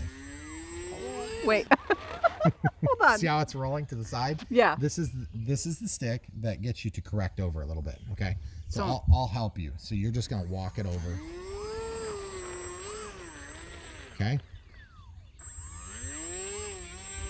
Okay. There you go. So now you're on. Do you want me to take off for you? How about that? Well, here, let Andrew take off and then hand it to me. Andrew's gonna take off, and then. Okay, get up in the air so you're above the trees. Okay, now chop the throttle about 50%.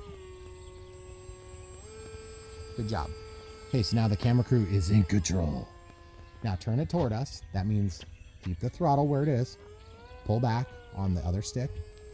Now just turn toward us. Don't move the throttle. Okay. Okay. The camera work sucks immediately.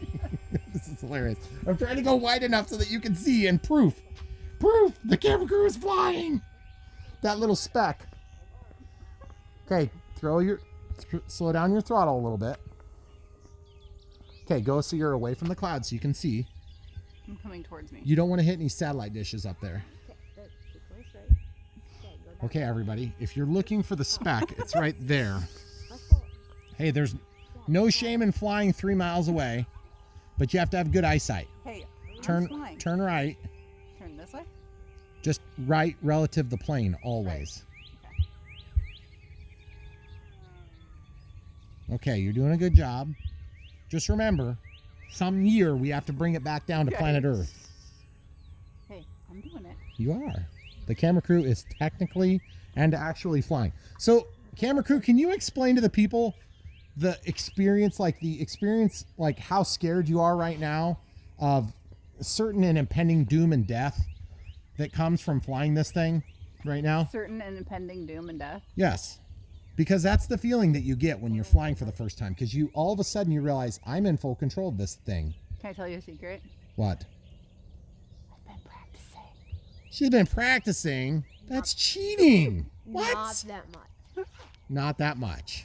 She's been practicing on real flight? On real flight. Okay, now camera crew, I need to remind you about something. Throttle. My eyes are only so good, so I want you to get a little bit of throttle and bring it closer to us. Okay. So the other thing too is it's very challenging for a pilot that's more experienced. Okay, chop your throttle about 50%.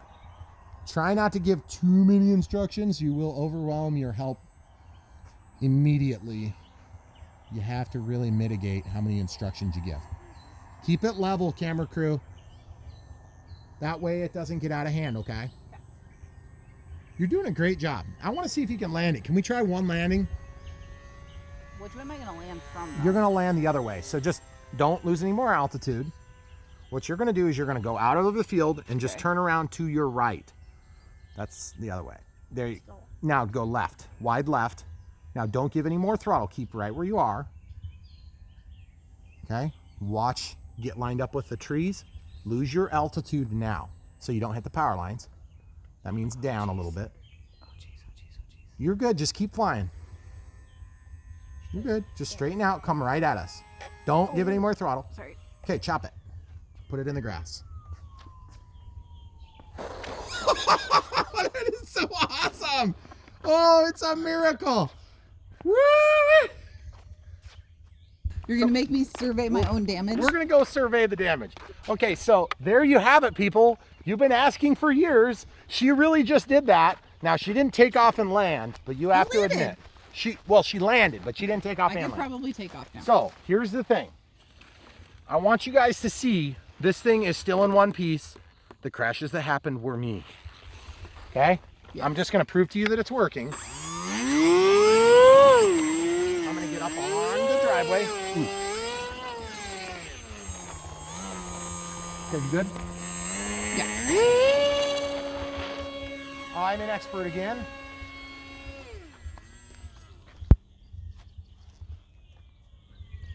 Just gliding along. Roll left, roll right. Yaw left. Yaw right. Loop.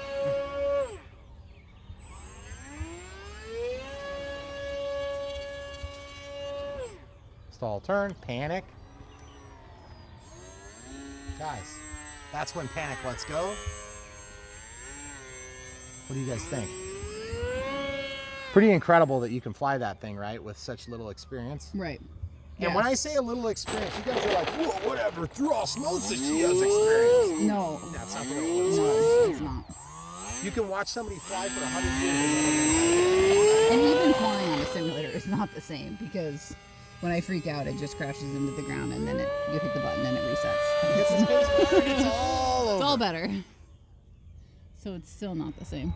Even as a skilled, experienced pilot, when you crash, there's usually repairs involved. Lots of toothpicks and toothpicks.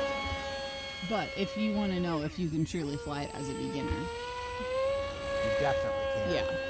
Oh, and by the way, one thing I can definitely say about this plane, I like it a lot better with the elevator in the outside hole of the control arm on the servo. It is a huge improvement.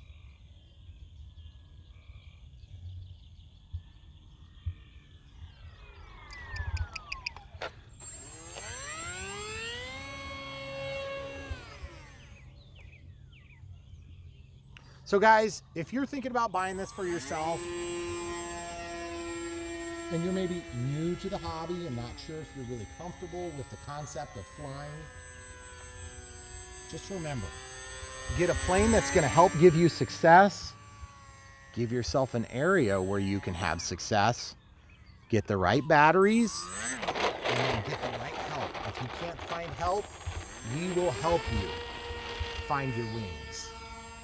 Once you find them, we will be here to help you move to the next step. The next step meaning wherever you're going. Some people kind of hang on this stage for a long time, a couple years. Some people hang on this stage for a couple of months. It just depends on your motivation, depends on your budget, depends on your personality. If you live in Iowa where it's minus 14 some days, or if you live in California where it's 70 degrees and sunny every single day of the year. Sorry, that was me. But also the biggest thing too I found is when you're learning to fly, the best way to learn to fly is to make a lot of mistakes and get better with every one. Learn a little bit from every single mistake that you make. Even if it's a big mistake and you total your plane, that's an expensive one. You don't want to have those often, but it does happen. Don't give up. You'll think that you'll never figure it out, but you will.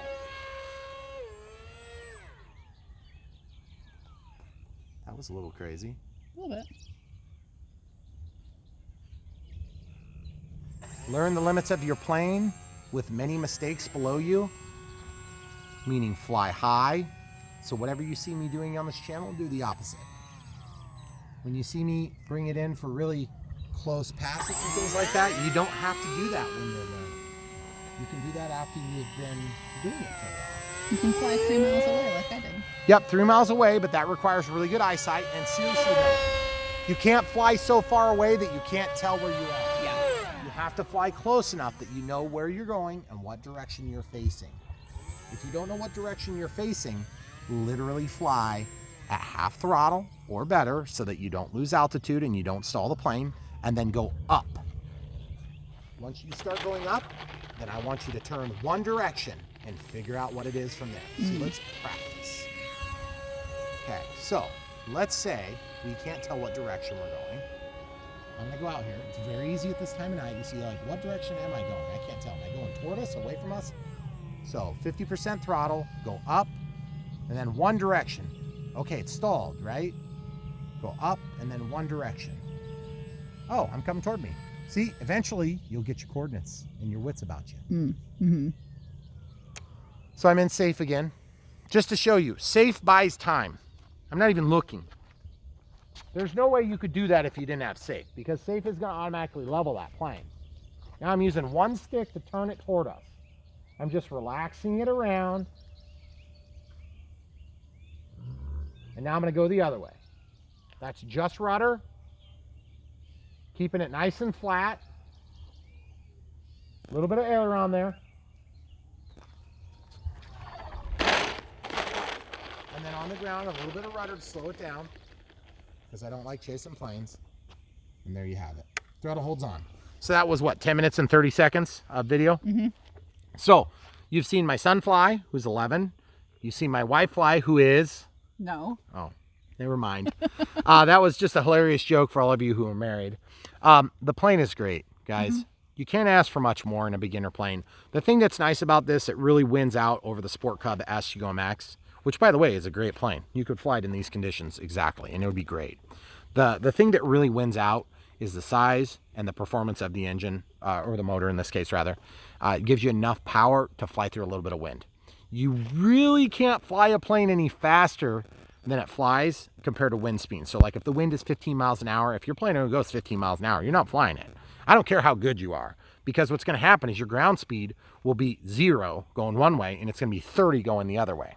So you have to have enough to beat that speed by a little bit so that you can fly both directions. So you're going to make an upwind pass into the wind. You're going to be going like 0 miles an hour. That means you're going to get lost. You're always going to be going that way.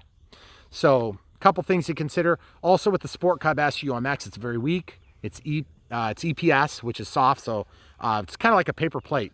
So it's very light, but it breaks. It's brittle. So if you were to bend the wing, it would just break in half.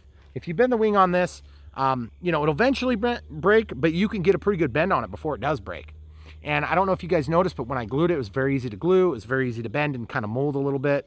And you can shape it really easily. So that helps a lot. And having a bigger plane gives you more to see, to look at, to keep your orientation and stuff like that. Yep, small planes are a little bit harder, and they're also a lot more delicate on the landing gear. They're more delicate on the prop. And the Sport Cub S had a prop that was a tractor style prop, so it pulled the plane forward and then you flew. The one thing that people really like about the Sport Cub is that it's a Sport Cub, and a Sport Cub is an extremely popular plane, which is a STOL plane, a short takeoff or landing plane. It's very popular. So there's a lot of those right now in the RC world because it's very cool to have planes that are scale and a good trainer. So that's really neat. This is obviously not a scale plane, but it's really good trainer. High wing helps, tricycle helps a lot for grass ops. Tail draggers are not really that hard to fly per se. It's just that you have the tendency to want to be able to nose over the plane. so you don't have to deal with that. And then there's also P factor, like on a Warbird, you've got so much torque that it wants to pull the plane, and you have to counter that with rudder as you're taking off. And that confuses people. It makes it harder for people. With a pusher prop like this, it's very light and not very much mass. You're not going to get hardly any P factor involved. And the safe takes any out that's in there. So, and give yourself plenty of room to fly. That's probably the only benefit I have, is that I film for you all the time, so I know where our... Yes. I'm used to filming, so I know where obstacles are. She knows the environment. If you don't know your environment, give yourself more room. If you could have like a mile in every direction that's clear, that would be ideal. But it's not very practical either. Most people don't have that, even if they want that. Yeah. So if you can get yourself a big field, that's the best way to do it. Big field, tall grass, and then that way when you do have the inevitable crash or tumble or whatever, the grass will slow down a lot of that damage. But as you can see, we damaged it over here, crashing in the grass.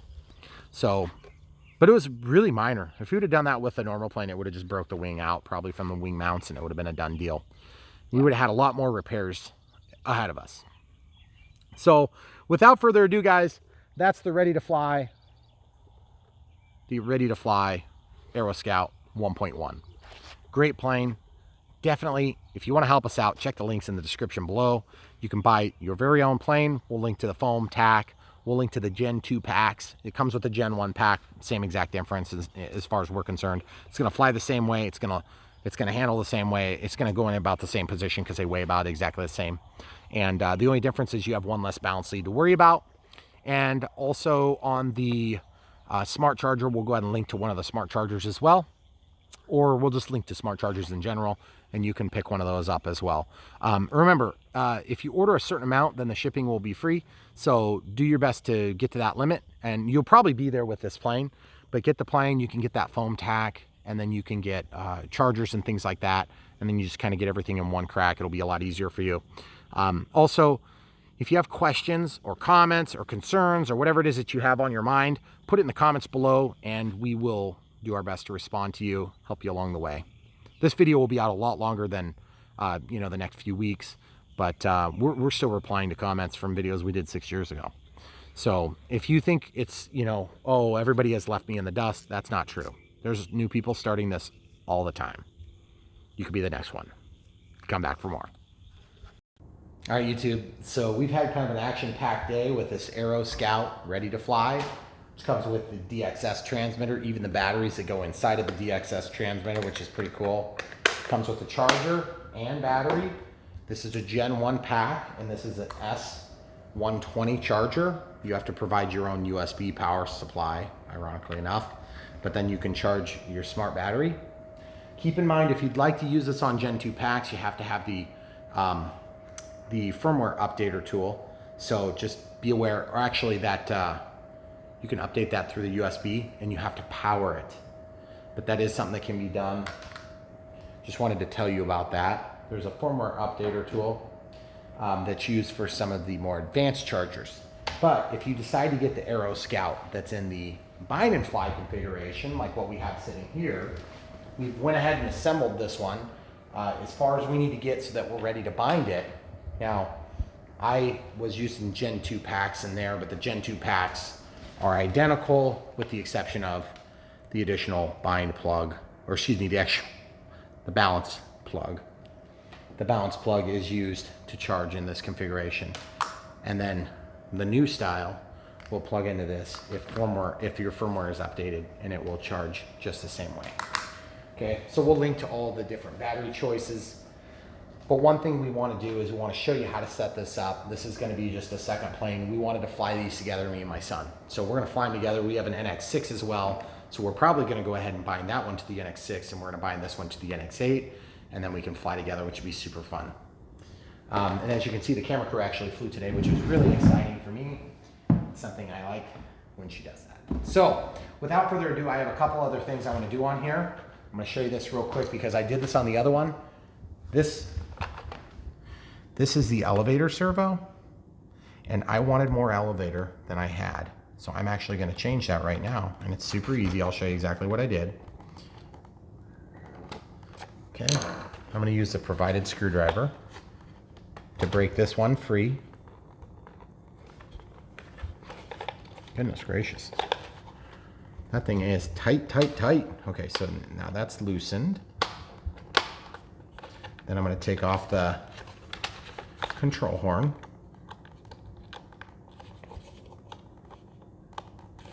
So once you have the control horn undone,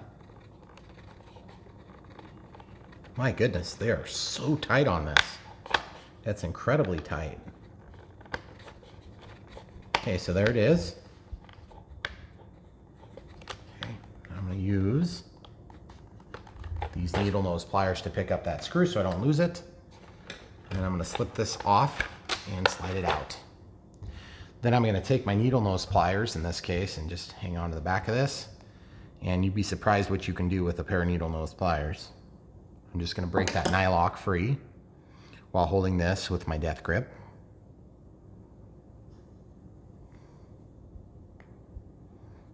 Okay, I'm going to keep holding it with my needle nose pliers for a little bit longer so I get out of the nylon.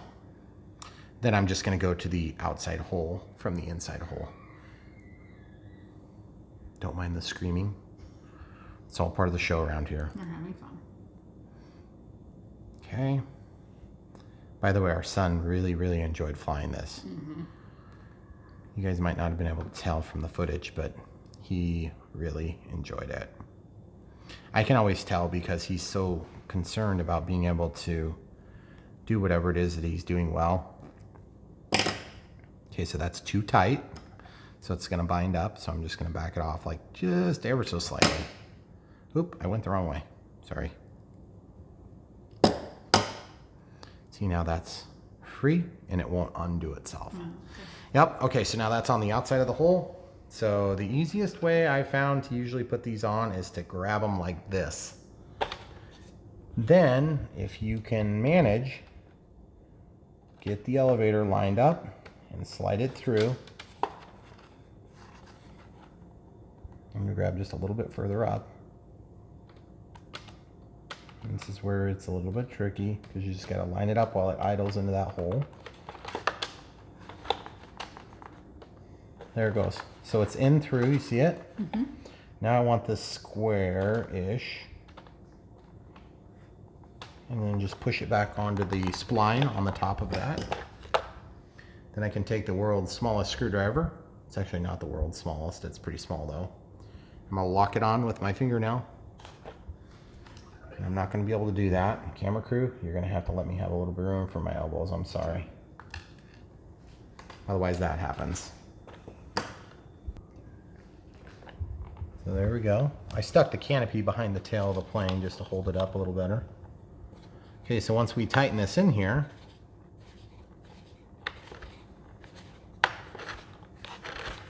okay. So that's nice and tight. Now I can take my elevator and I can move this up and down a little bit to get it right below center. And then I'm going to tighten this, torque it down. The set screw. Now I'm going to push down hard and turn. Okay, so now the servo moved, but I don't care because I was just tightening it the last little bit. So that solves that problem. Now we're going to have to press this button.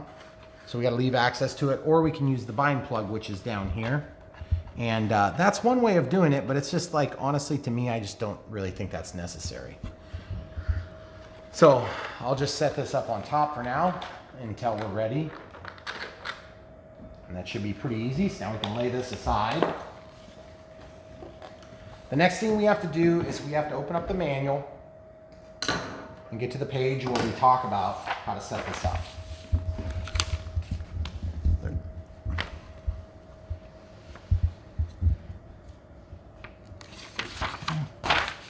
So this is where the settings are. Okay, right there. So if you guys need to pause it or whatever for a second. So there you have it. So that's the settings we're going to try to replicate. We're going to turn on our transmitter. We're not going to bind it. I'll scroll down to system setup, disconnect RF, the light goes off, model select, click, scroll all the way down to the bottom, add new model. Create, that's the type we want. You can also create helicopters, bind and fly templates or whatever. So acro is what we want, create, let it work. Whoops. Model type, as you can see, model name. So this is where you name it. So in this case, what we'll do is we'll come back out and we'll type in these characters one by one. This is the AeroScout S2 1.1 meter trainer. So that's not all gonna fit. So I'll just do AeroScout S2 1.1 or something like that. So A, R, okay, so we'll just type it in here. E, Aero. Oh, look at that. There you go. Oh, So then we'll click and go over to the capitals and we'll come right back when we're done typing. Okay, so as you can see, we have AeroScout S2 1.1 meter in there. We can back out, listen to the beep, beep, beep, beep, beep. That's normal. Then we can scroll down to, we don't have to scroll down, we just go back. So now we'll open this manual back up. It's gonna talk about the different stuff that's expected. I don't think it talked about the time, the flight time, did it? I don't remember seeing a flight time anywhere.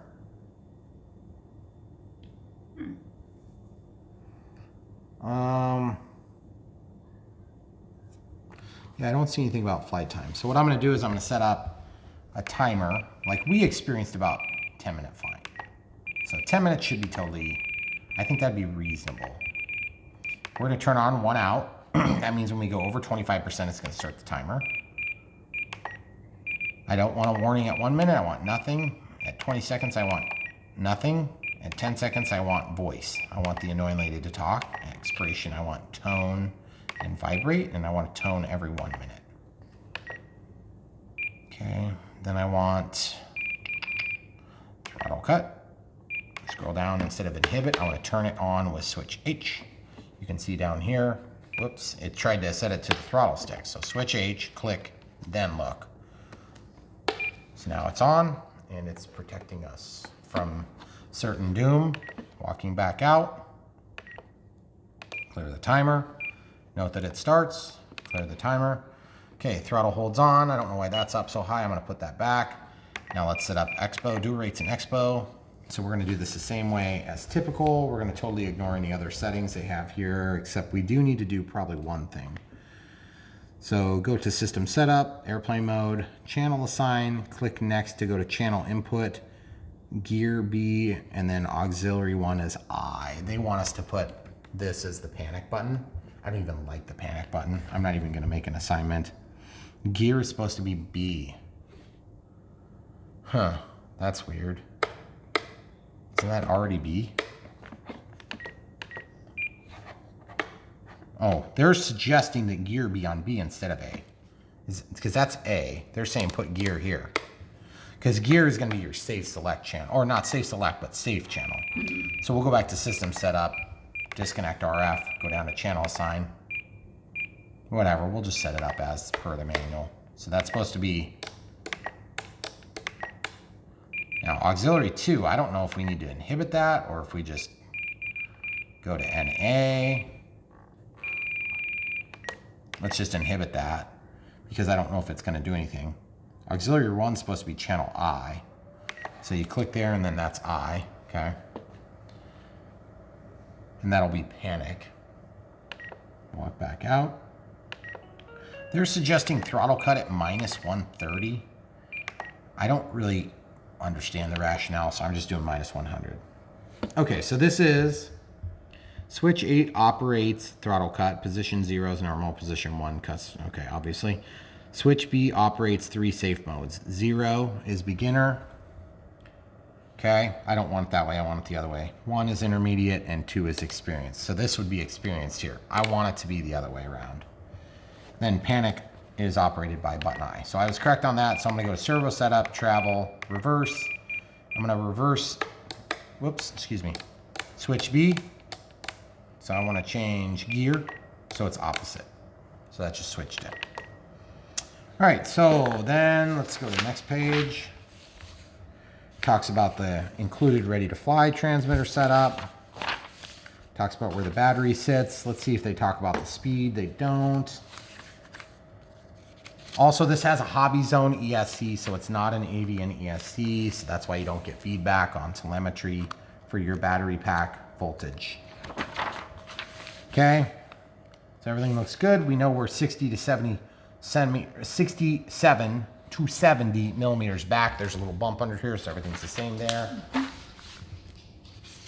So basically at this point, we are at the point of going ahead and closing the book, doing our binding. This is gonna bind like Safe Select, except it's not Safe Select at all. So you don't even really need to worry about safe. It just is what it is. Oh, really? Okay. Yep, this is programmed for it. Yes. We're gonna let the kitty in. Come on, Cole. So I don't know if you guys realize this, but while we were filming earlier, a bird ran into our window and the cats were all sitting out here surrounding it. Like they wouldn't eat it, but they did knock it off the deck. It was still alive. So funny things that cats do. Yes. I was like, just eat it, just put it out of its misery, but no, they wouldn't. They were too interested in throwing it off the deck for fun. So you guys think I'm crazy for putting them in airplanes. I don't put them in airplanes. Okay, so here's the process. Throttle holds on, sticks are where we want them. I want to be in beginner mode, I guess, technically. So I'm going to be ready to plug this in. Now, it's not a big deal because this isn't bound to anything. It's a bind and fly. So I'm going to turn this off. I'm going to go ahead and lay this off to the side so that it's out of the way of the prop in case the prop would start. I'm going to lay that under the elevator. Okay, camera crew, you're going to be able to see both. Okay, plugging in the power. Now look, nothing is flashing. I press the button. And did it start flashing yet? There it goes, started flashing. So now while holding bind, I'm going to power it up. Binding. DSNX 22 milliseconds. Telemetry. Bind complete. Now it's auto configuring the telemetry. All right, cool. So now we have elevator, ailerons, rudder, steerable nose gear, and then throttle is not working. Good. Throttle hold. So it's working, throttle holds is working. All right, great. So the only thing we need to set up is our dual rates in Expo. Once we get everything kind of positioned in here, let's talk about how we do this so that we can keep that ferrite core out of the way. Now the other thing that's kind of cool about this as a bind and fly is, I wonder how hard it would be to set up flaperons. I'm not sure. Let's not, because we don't need flaperons, do we? So let's slide these all three in. And these are thumb nuts. You don't technically need a tool, but I have a tool close by. These things are really nice, actually. I like them a lot. This plane is super, super easy to put together. It's like 10 minutes of work. If you have to do the bind and fly part, then it's like maybe, it's probably about the same because there's so much unwrapping of individual items. It takes more to unbox it than to actually build it. Correct. I'm just checking the direction of travel. Safe is on. Safe is on. And AS3X is already on, which is kind of interesting. Because you already get the throttle. Up, down, left, right. Everything's working. It's working in the correct direction. The only thing that I need to check on this is center of gravity. And I don't like that the wires can get bound up on the servo linkages. You have to be really mindful of that, guys. It's not really a good remedial way of handling that, to be honest. See, it's clear. Wish there was a better way of dealing with that. Okay. Then we check the CG. Feels good to me. And this thing flies like a daydream. If you bend your gear, you can just bend it back. You can also take them back off, which is really easy.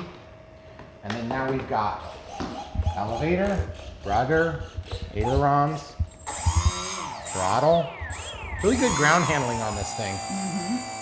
Okay, throttle holds on. So now what we're gonna do is we're gonna set up dual rates in Expo real quick.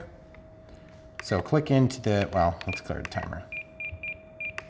and do rights and expo. So from ailerons, we're gonna go down to switch F. We'll set this to like 5, 10,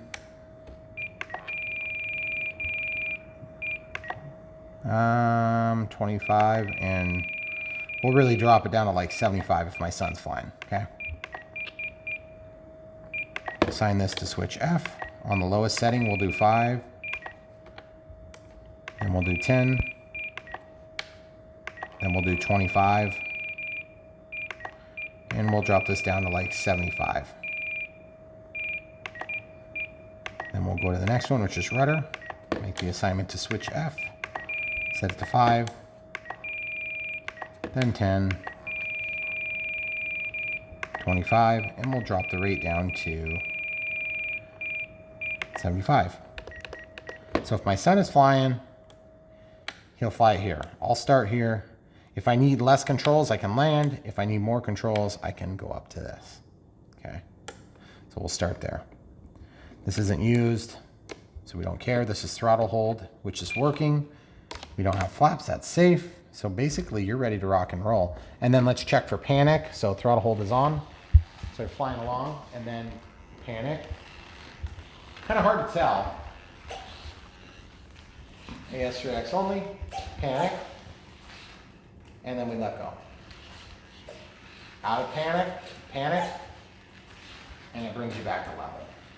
So very cool, guys. This plane is super fun to fly. It's gonna be great to do some formation flight with my camera crew and or son. So far, we've got some more kids that might fly in the future, but for now, we are really excited. This is a great plane. If you guys don't have this as a beginner plane, it's really one that you should seriously consider. It's a great size.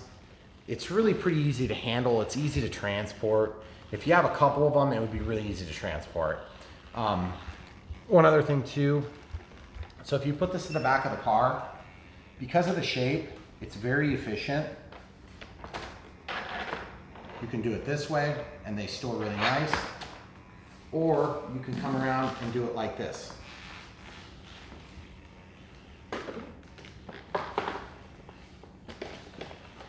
You can actually get quite a few of them in there.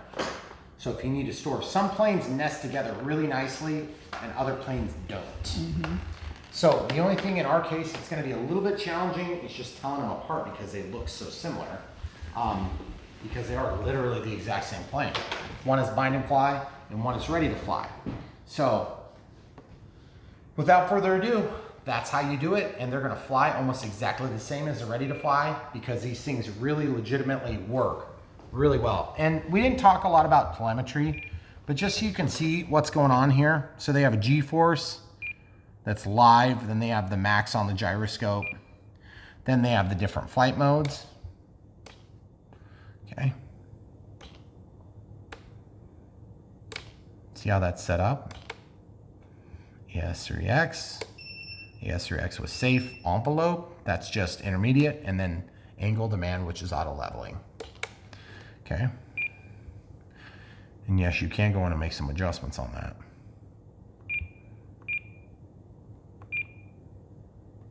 You have a receiver voltage, but you don't have pack voltage. So honestly, out of all this stuff, my only complaint is, why do we not have pack voltage?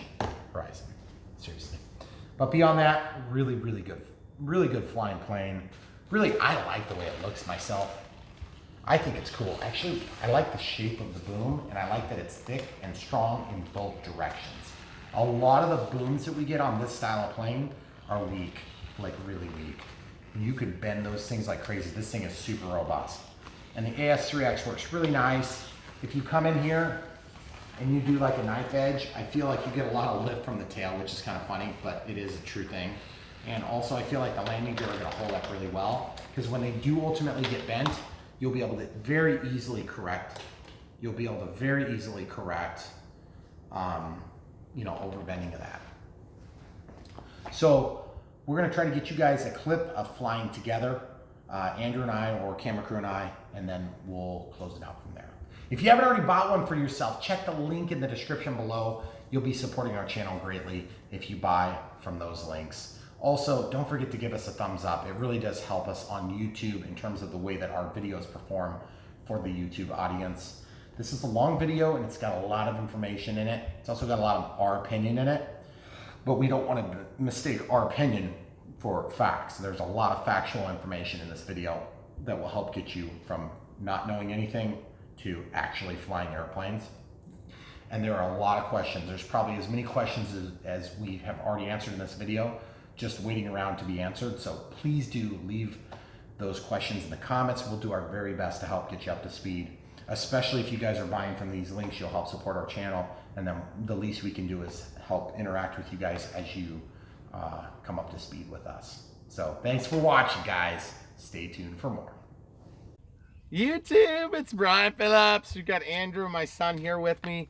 We're gonna fly the AeroScouts. This one's a bind and fly, and his is a ready to fly. You've already seen it fly, or if you haven't seen it, it'll be later in the video. But we just wanted to show you how great it is and how much fun it is to enjoy this hobby with your kids and family. The camera crew does fly in this video. If you haven't already seen it yet, it's coming soon. Andrew, I've got my timer set to 10 minutes. Okay. You can go ahead and take off. We'll use my timer, okay? Should I just go straight Yeah, out? just wherever you want to take off. Just a little bit. Just straight out. That's fine.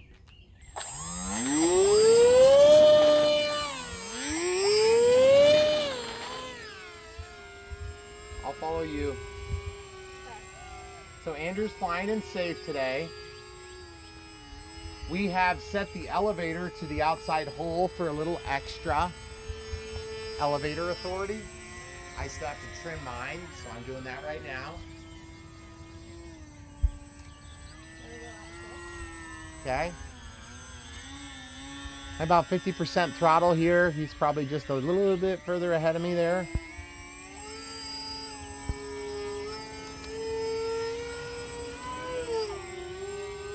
You're good, Andrew. You just keep flying. So we had some rain this morning, and now we've got nice mix of clouds in the background, which helps a lot with filming.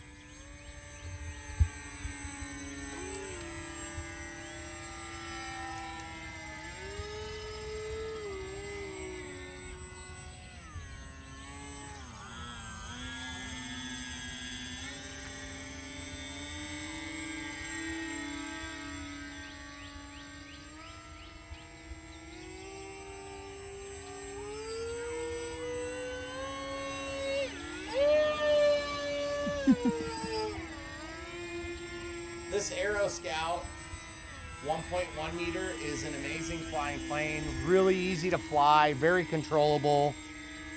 If you get a nice calm day like this, it's amazing. Even in a little bit of wind, it does fine. It'll hold up to the rigors of a new pilot or a pilot that's demonstrating crashing to a YouTube audience. And it's probably the tightest formation we've ever been able to accomplish. Flying with not exactly the same skills does make it challenging because Andrew's still a pretty new pilot. He's doing a great job though. You're in safe still, Andrew? No, I'm out currently. He's out. Currently? Yep. Just do your flight. You don't have to worry about where I am at all, Andrew, okay? Hey Andrew, let's go way up there. Aim for that big blue spot in the sky, okay? I'm gonna go to your right, so you're to the left. Okay. Go way up here. Let's circle and get way up there. I'm going over by the neighbors. Okay, and once you get up there, let's come out of the throttle all together on the count of 10. 1, 2, 3, 4, 5, 6, 7, 8, 9, 10. So cool. Let's just glide for a little bit. Yeah. Guys, look how good this thing flies. They'll glide forever, which is also a double-edged sword because when you're going to land, you need to be prepared to bleed off some inertia. And the best thing you can do is go in circles. Andrew, do you think you can land out of power? I will try. Okay, don't lose the plane over it. I won't. I'll just go in a holding pattern and let you have the whole airspace. Oh, you got it. Oh yeah. Okay, I'll land as soon as you're down. Good job, Andrew. Okay, I'm gonna land too. Just hang tight for a sec. You guys see how we did that with, we basically just put it into a glide and then worked our way down. Yeah, go ahead and full throttle it out of there. There you go. Great job. So guys, we are at 5 minutes and 50, so we're just gonna go ahead and do a flight. Andrew, you wanna follow me this time? Yep. You go off above if you want. That's fine. I'm gonna go fast to get ahead of you. And then come back towards.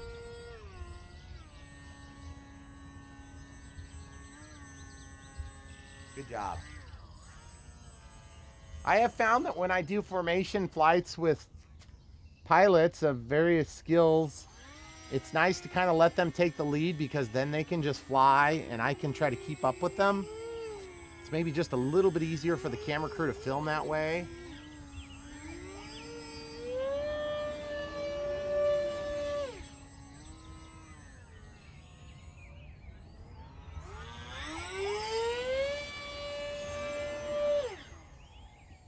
This plane is a really fun plane to fly too. It's the type that you'll get up in the air and you'll just want to sit there and fly it all day long.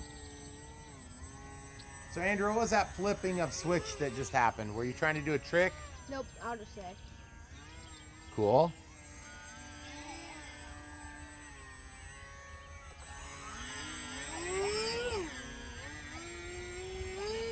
It's so calm right now. It's beautiful because we had all this rain all night, so the air is just so still, but it's a little bit dank. Probably a lot less dank than before it rained.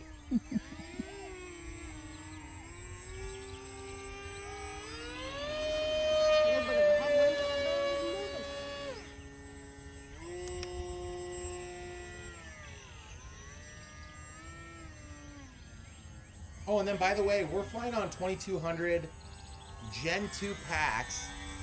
If you get this in the ready to fly configuration, it's going to come with a Gen 1 pack. Just keep in mind, if you get a Gen 2 pack, you'll need to update the firmware potentially on your S120 charger that's provided with it. It's not hard to do. I actually have a video on Gen 2 chargers. We have a playlist under Spectrum Smart Chargers, and you can just look at that video and it'll show you how to do it. It's really easy. It just takes a little bit of time, and you may not need to update it because you might get one that's new enough that already has the firmware up to date. So Andrew, you want to take another landing from bullside this time? Yeah. Okay, I'm gonna let you go do your thing. I'm gonna go over by the tree line and get out of your way. Go up over the house if you have problems. I'm out by the road, just doing a holding pattern. Okay, camera crew, why don't you go over there? Perfect. I'll come in right behind you if I can. Okay, I'll pull up for this. Just do your thing. You're doing a great job. Nice. Now I'm gonna slip to get it down a little bit quicker and then into the landing. Those landing gear are so soft and it just works phenomenal. Really, really happy with these things, guys. If you haven't had the experience of flying with somebody like this, it's a special thing. It's cool that we can share this experience together. Flying radio controlled airplanes is probably the most immersive radio controlled experience you can get. Flying helicopters is fun. Driving cars is fun. Driving boats is really fun.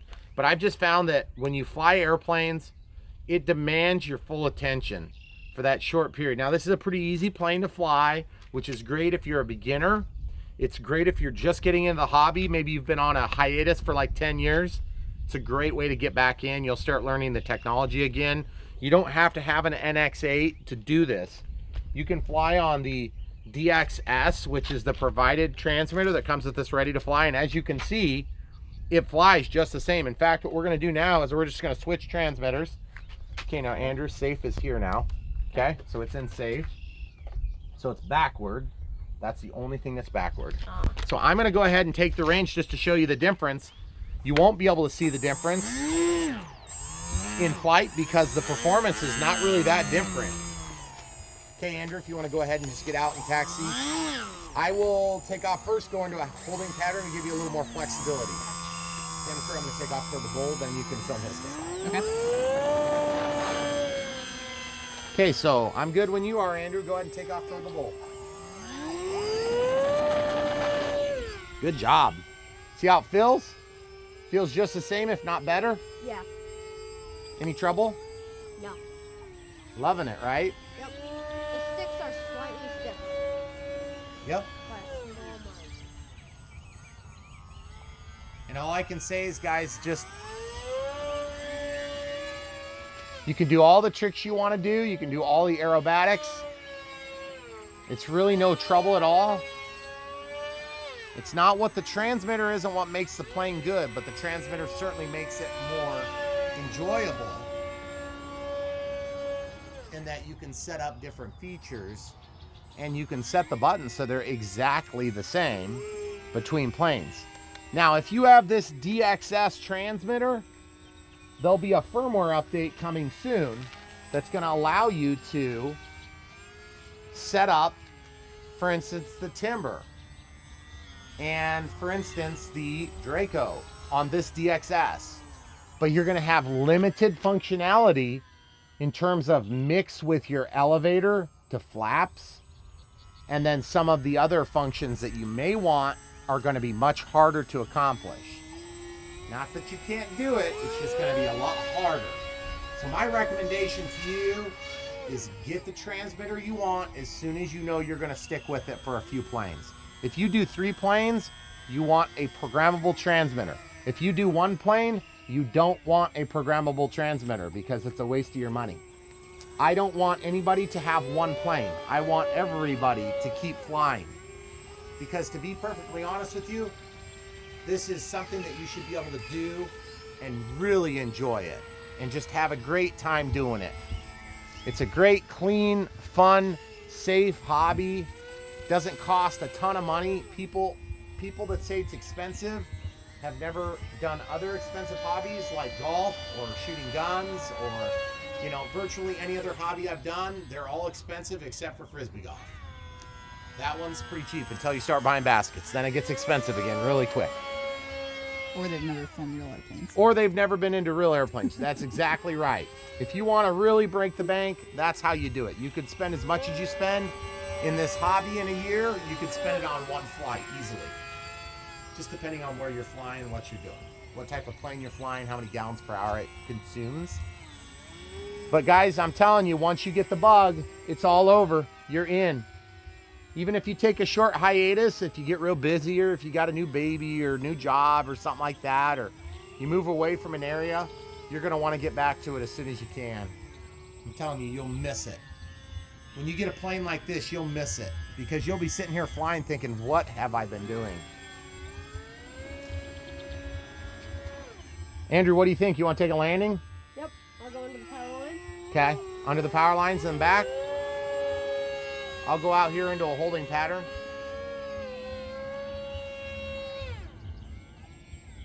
I think I just felt my first drip of rain. I was just gonna say that. Don't rush. Just relax and land it. Oh, that was a cool landing. You stopped on the runway too. Okay, so same thing. We'll just come around, kind of fly over the top of the driveway this time, and then flare. These planes are super forgiving on landings too. Okay, so camera crew. Yeah. You know what everybody wants to see, right? Are you ready? You want to try it? I think I want Andrew to take off from me again, and then we can switch, and he can film. He's gonna film or I'm gonna film? He can probably film. Well, how about this? You don't have to fly with another airplane in the sky. How about that? Well, yeah, that's maybe a good idea. How about you fly this one, camera crew? Okay. So this one's the ready to fly. It's in safe. Throttle hold is on for safety. And when you're ready, we go ahead and do this. If that motor starts to pulse, then that's when you go ahead and taxi out of the way over here, Andrew. Andrew's going to taxi over and out of the way. Like over in this corner. All right, that's perfect. Good job. All right, camera crew. Then Andrew's going to come take off for me. Are you ready to go? Yeah. Am I not good enough to take off for you? You're filming. Okay. This is like the whole family outing today. I know. We even have an appropriately dressed 3-year-old for the occasion. Yeah, he's got all his clothes on and everything. It's weird. Okay, do what you did yesterday. Anybody who doesn't have a 3-year-old, you don't get it. I promise. Okay, so are you back taxiing to take off at the end of the runway, or are you going to take off toward the vampire killing That's zone? fine. Okay. Oh, just go and take off and just glide right over the top of the grass, Andrew. Okay. Good job. Now get up over the trees so that Megan doesn't have to have a heart attack or anything. Okay, got it. So the camera crew is flying. We have complete control by the camera crew. Okay. Okay, good job. And she's doing a very, very ballsy maneuver here, doing a left hand circle. Ooh, now she's going back to the, oh, excuse me, the left hand circle. Very good. Are you unsafe? Yes. Yeah. Good job. So the camera crew is destined for greatness with all this help around her, correct? She's doing good. By the way, I'm just going to point this out. Every single time that I've had the camera crew fly, it has ended in disaster until we got this plane. Yeah. I was gonna say, I didn't. She has done a really nice job with this one. But you will notice a significant drop in camera quality Yeah. while I'm filming. It gets really bad. Hey, camera crew. What? Get back over into this county. No. You got to keep it within county lines. So, folks, if you haven't already bought an AeroScout 1.2 meter or 1.1 meter, I would highly, highly, highly recommend it. This is a fun plane. Are you going to do a low pass? Whoa, that's That like was that's my an low Esteban low pass. If you guys don't get the inside joke, Esteban is a good friend of mine who cameos on the channel often. He's the only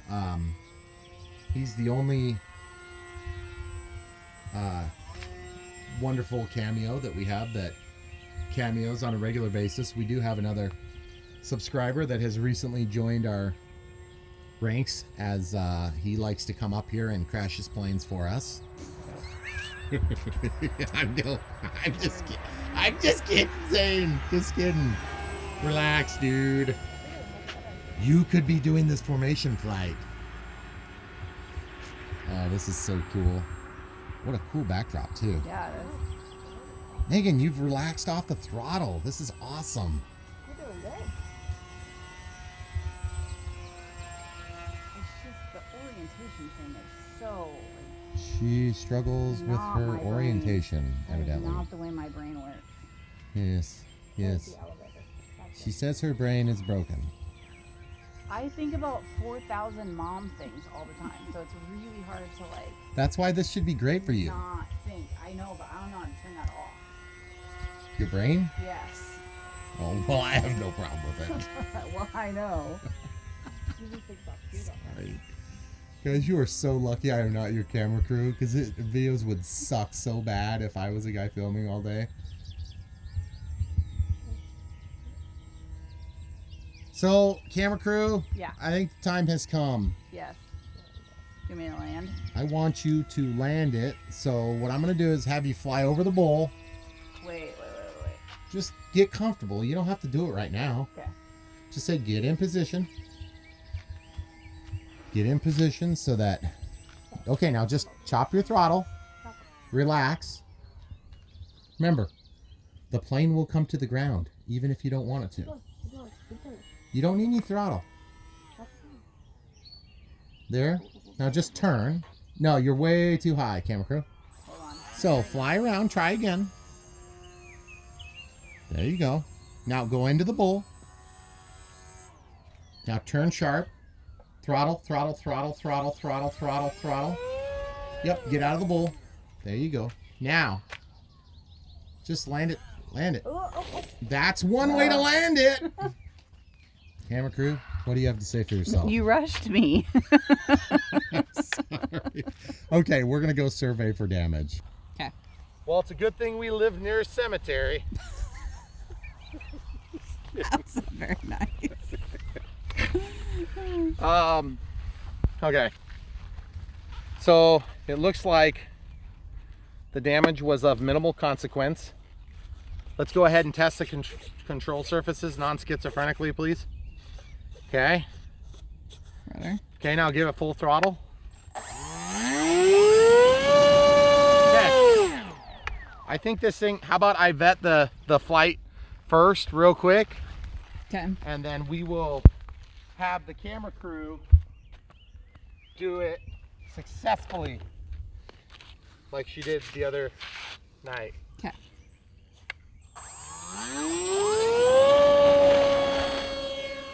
Okay, so roll left, roll right, roll left, roll right, up, down.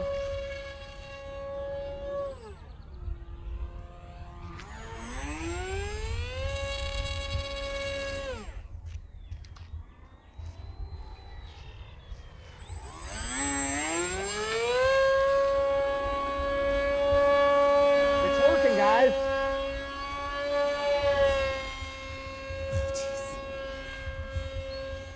It's still cornholes, we're good. Camera crew, would you like to have Andrew film for a second? Look at that beautiful cloud back there. That is just amazing. Look at that thing. It's Yeah. huge.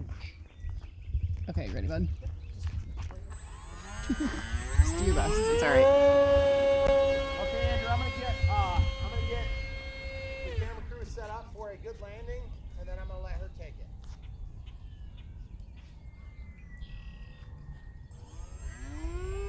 Andrew, are you safe there? You know Yeah. who's gonna be flying, right? gonna say I wouldn't stand there. Yeah, I'm slowly backing up.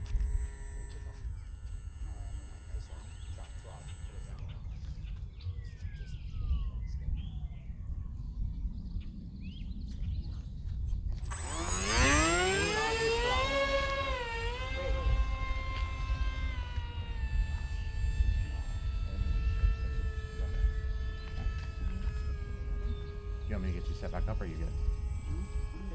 Just chop the throttle, and then you're way up there. So just chop the throttle. Can I come? Chop the throttle. Now go over here. Turn right. Okay, just go right. Pull back a little bit on the stick. Okay, remember, just use your throttle stick to pull down toward the left. There you go. Now let go of it. Just relax. Just let it come here. Pull back on the stick hard. Wrong one. Hard. You're good. Just fly. You got it. I don't like landing this way. It's all right. You got it. Just if you want, you can land in the grass. Yeah, just chop your throttle. You've got it right now. Good job. Way to go. Let's just see another day.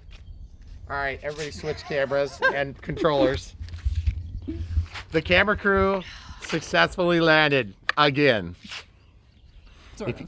If you guys don't already have an AeroScout, you need to get one, if not for the camera crew's flight.